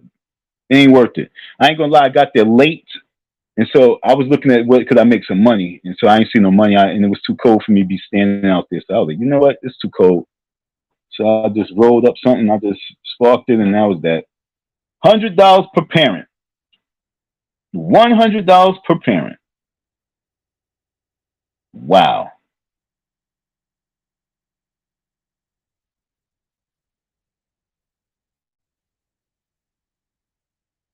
First parent boot camp since Boston, April 9th, 2021. That's the first one since April 29th, April 9th of 2021. So what have you been doing in regards to youth? So like, we're going back to Al.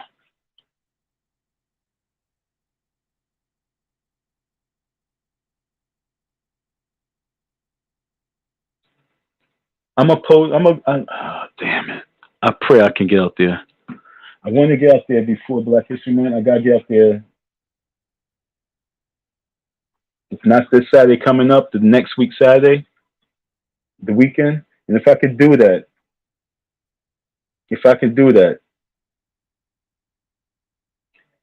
I'm going to make a move because Umar always want to attack people. Umar loves attacking people. And what is Al supposed to do right now? What is Al supposed to do? Al supposed to put together a march for Ye? That's what Al Sharpton's supposed to do. Al Sharpton is supposed to put together a rally for Kanye West in regards to Kanye West's voice being silent.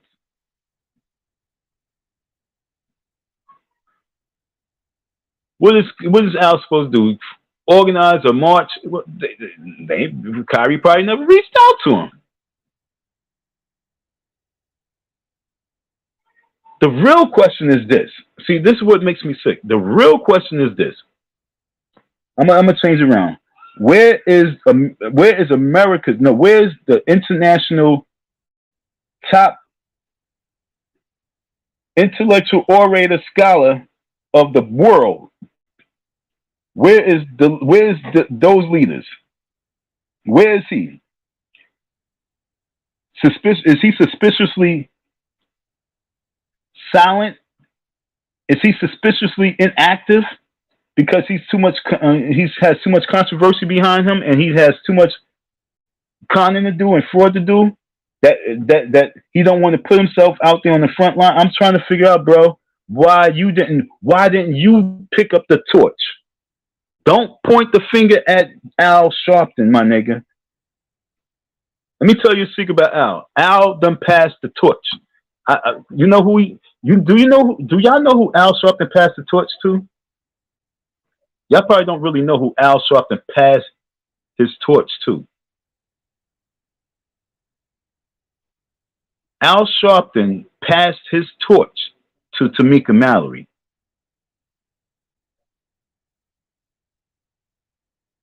Al Sharpton passed his torch to Tamika Mallory. And so the question is, where's Tamika on this situation?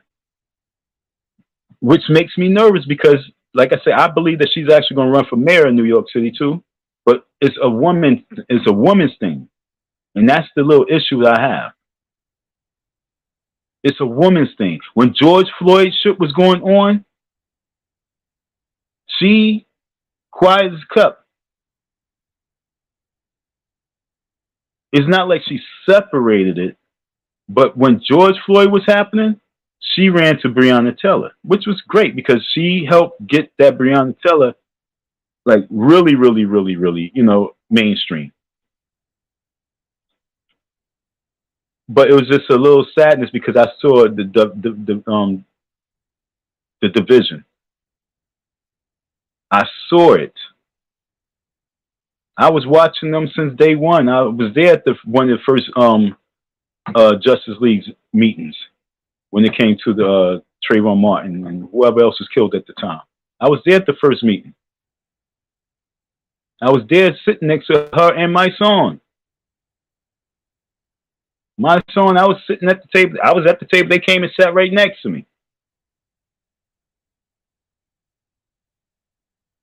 I was there day one. So I'm telling you right now, a decade later, Al Sharpton has passed the torch, and Al Sharpton don't need to be frontlining right now. Quiet as kept. And I mean, I'm saying that, but I do, you know what I mean? He's needed, but right now, a person like Umar was supposed to be able to go to Al, but he has so much hate for all these people. But a person like Umar was supposed to have been able to go to Al and be like, yo, Al. He's supposed to be able to call Al, but yo, Uncle Al, what we do in this situation? Can you organize a press conference? But because this nigga has so much hate and division amongst the movement, he makes people not even want to associate themselves with him. But he's supposed to be in the like Q Brother said, a check-in. He's supposed to be able to check in, but like, yo, Al, I want to do a rally. I want to do a movement. Can you get the press conference behind it? If this nigga Umar was a brilliant, smart person, he would have been aligned with Al in whatever way he needs to align with Al. You don't have to agree with everything of Al, but you could have utilized Al Sharpton for what Al Sharpton is good for. Al Sharpton is the best person when it comes to getting the press out for a rally and a protest. So if you wanted to organize a rally and a protest, you were supposed to be able to hit up Al, like, yo, Al, let's organize this rally around Kanye. Set it up. Make me the ringleader, and let's move. We need all hands on deck on this. But no, you sitting back posting shit, talking shit. Al, you want what? Al to fucking march while you sit back on your. Where's Cynthia G at? Where's Cynthia G? And it hurts me to say that, but where the hell is Cynthia G? You want Al Sharpton to get out there and march while you sit back and go to Aruba, while you sit back and be in hotels on your phone, posting on Instagram, but you want Al Sharpton to fucking go out there and march and walk and fight and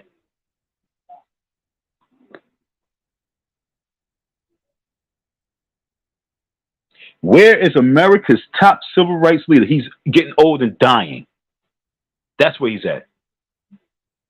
And I know his daughters, and I'm not saying that viciously. I'm not saying that maliciously. I'm saying that as facts.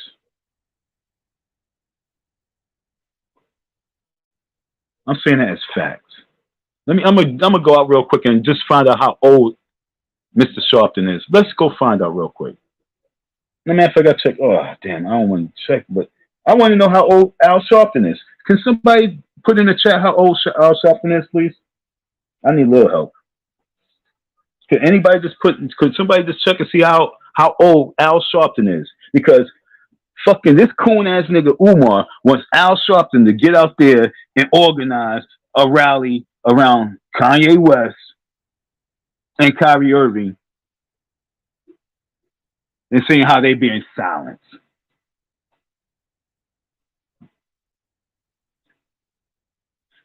I'm not going to get behind. Why is Al going to jump out there and risk everything he has for these super duper rich men that's never, ever, ever marched in any marches or rallies for him? They never, ever, ever, ever marched for when Al Sharpton organized. Why is Al Sharpton going to take time out of his old fucking life to stand up there and defend Kyrie Irving, rich ass, and Kanye West, rich ass? And they probably even donated to the National Action Network. That man has had that headquarters for all this time. The same headquarters for all this time.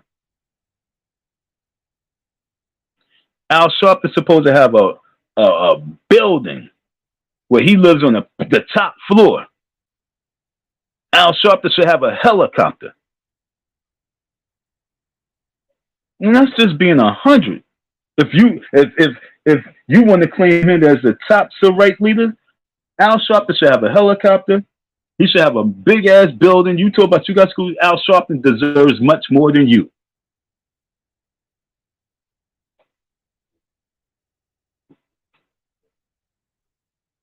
He's nowhere to be found. He's aging, nigga. Al Sharpton is getting old. Al Sharpton is old. It's not getting old. So look, if Martin Luther King was born in 29, right? Martin Luther King was born in 1929. And let's just say Al Sharpton was born in 1929, let's say 35. He's like the same age as my father. My father's dead. We need to be we need to be state to state. And this is real though. I mean everybody, I don't agree with like a shitload of Al Sharpton. But I have way more love and respect for Al Sharpton than I could ever have for Umar Johnson. When Umar Johnson didn't have the school, and Breonna Taylor and George Floyd and Amber, the chick who shot the police chick who shot that dude, I forgot his name. Oh my God! But when all that was happening, I was hitting Umar text like, yo, get out here front line. I'm telling him like, yo, we need you out here.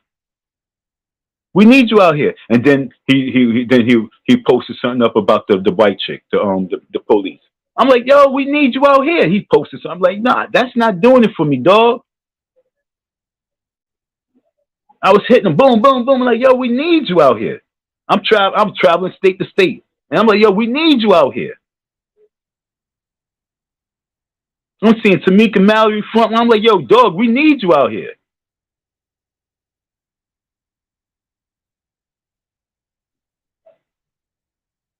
Where Al Sharpton at? Al Sharpton's like 85.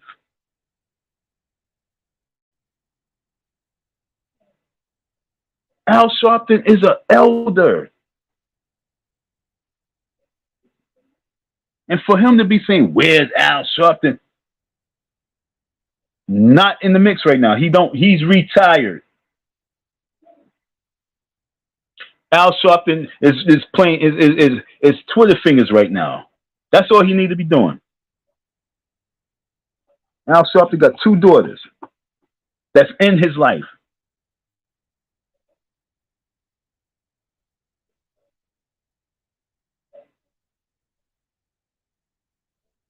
That's where Al Sharpton is. Where's Al Sharpton at? How dare you? Where was you at when your father was out there marching for Philly? Where was you at when your father was out there protesting for Philly? Where were you?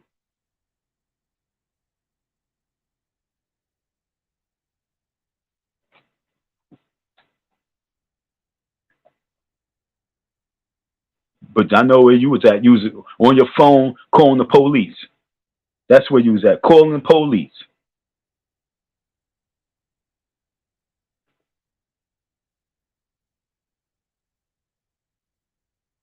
All right, folks. This shit is real. We're almost 4 hours. New York City.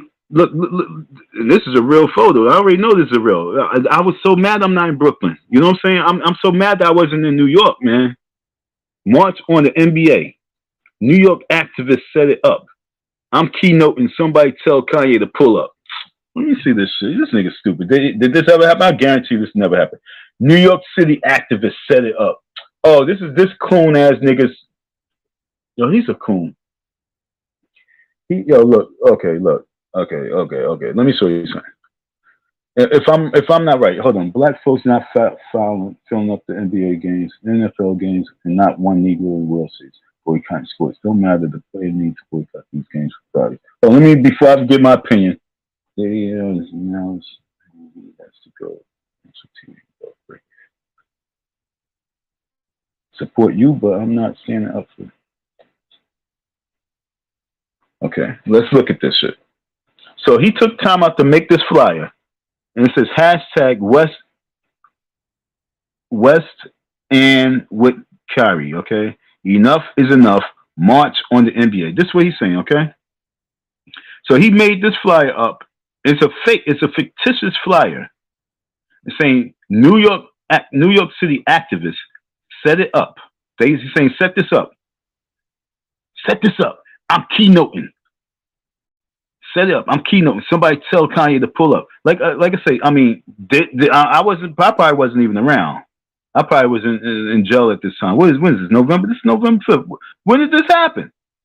Did this happen, or this is just his imagination? And he's saying, hey, you activists, I'm keynoting. Set that up. Tell Kanye and Kanye to pull. Look, what is wrong with this dude? Did that ever happen? Or this is just fake? This is fake news? This is all in his head? I don't know.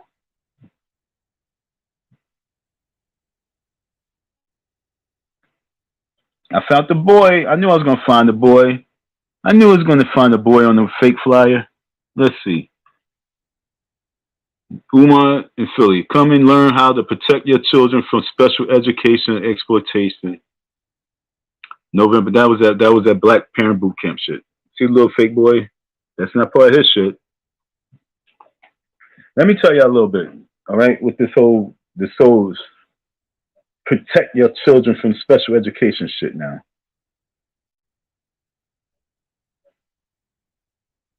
$100 Cash App, Zelle, and PayPal, Saturday, November 19th. Let me tell you something about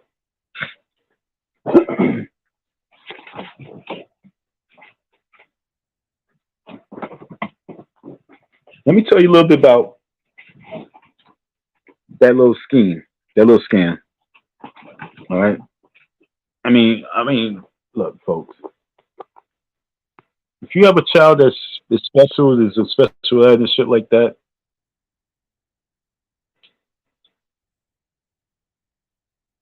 seek some real help.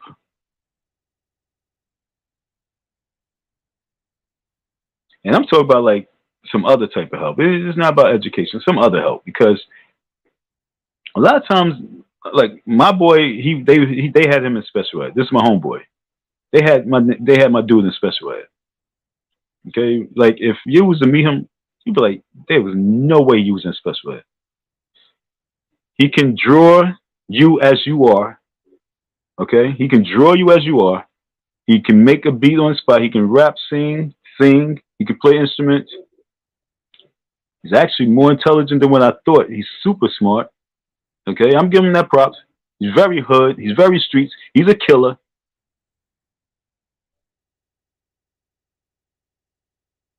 And he was in special ed. You know why he was in special ed? Because the last part. He was in special ed because of behavior. So if you have children and they not dumb and they ain't stupid and they just in special ed because they're fucking badasses, then you need to put them in a scared straight program. You need to whip their ass. You need to beat the fucking life out of them. But all this, other shit that you need to be schooled and educated and pay $100 for Umar Johnson to let you know that you need to get a belt on his ass. I could do that for a donation of whatever that you can give right about now for the Icy Dons movement. Icy Don 167. There's no reason for you to be paying $100 for a National Black Parent Boot Camp training for keeping your children out of special ed programs, the exploitation of special ed and ADHD. Yo, look, man, he's been running that shit. Yo, stop, folks. Stop it. Stop it.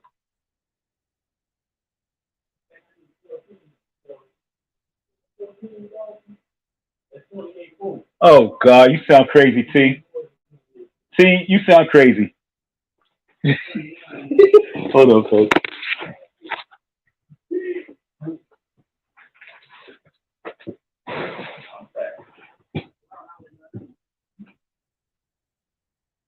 Nah, I'm just listening to you.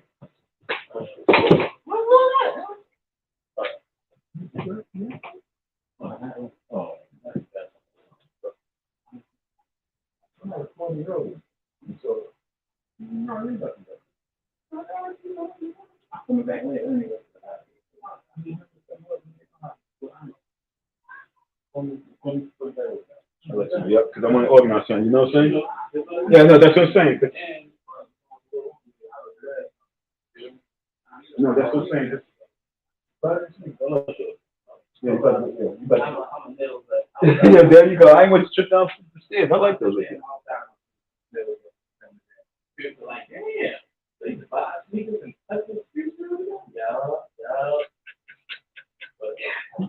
No doubt, Phil. So you was that kid who never had their shoes tied?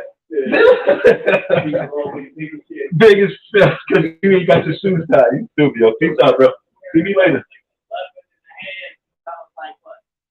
Oh my God, 11 and a half since you was 12.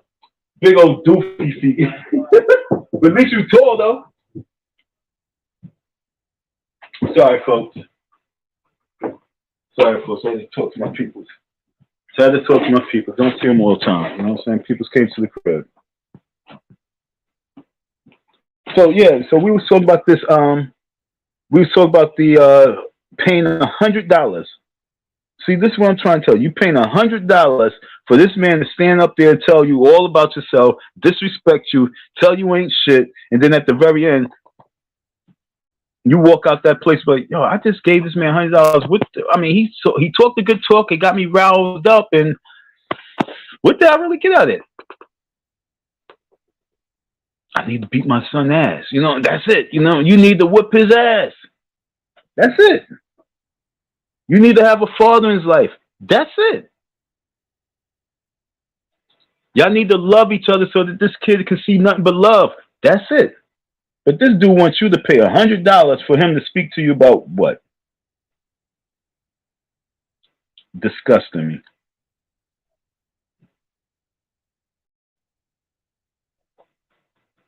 Nah. Yeah, we are so on his ass. I'm about to get off of this live stream and I'm about to post. Yo, I think I don't even know what my Instagram is. I think it's just my name. Y'all should know my name. It's first and last. I think I got my Instagram up as who I am. Let me see. Let me make sure.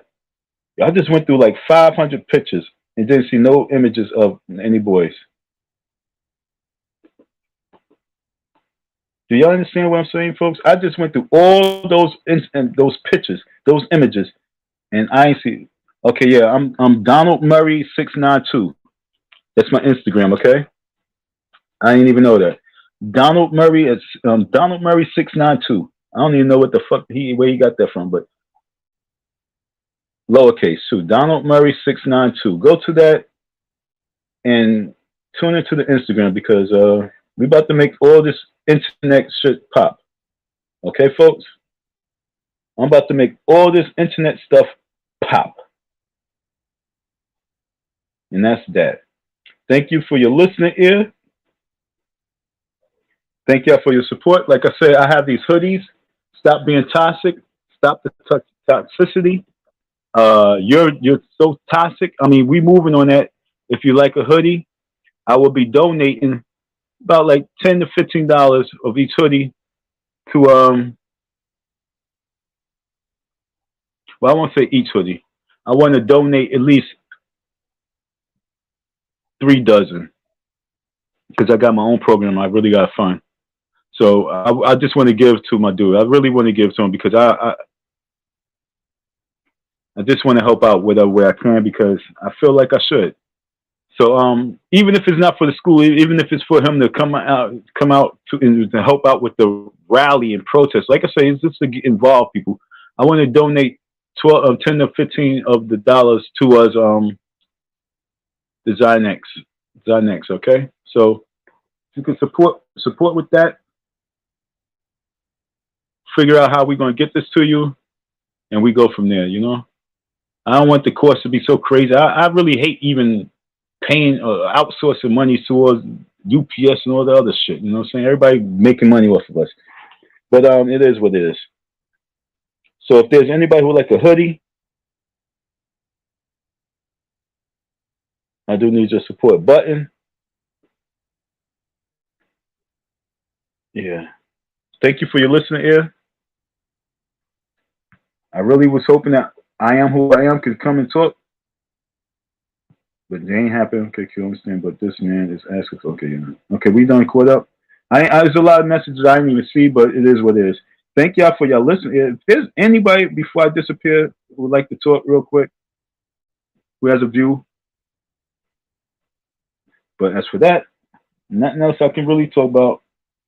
I mean, I'm lying. I just talked for 4 hours. You know what I'm saying? You know I can rock, but I don't want to. Thank you for your listening ear, your support. Peace.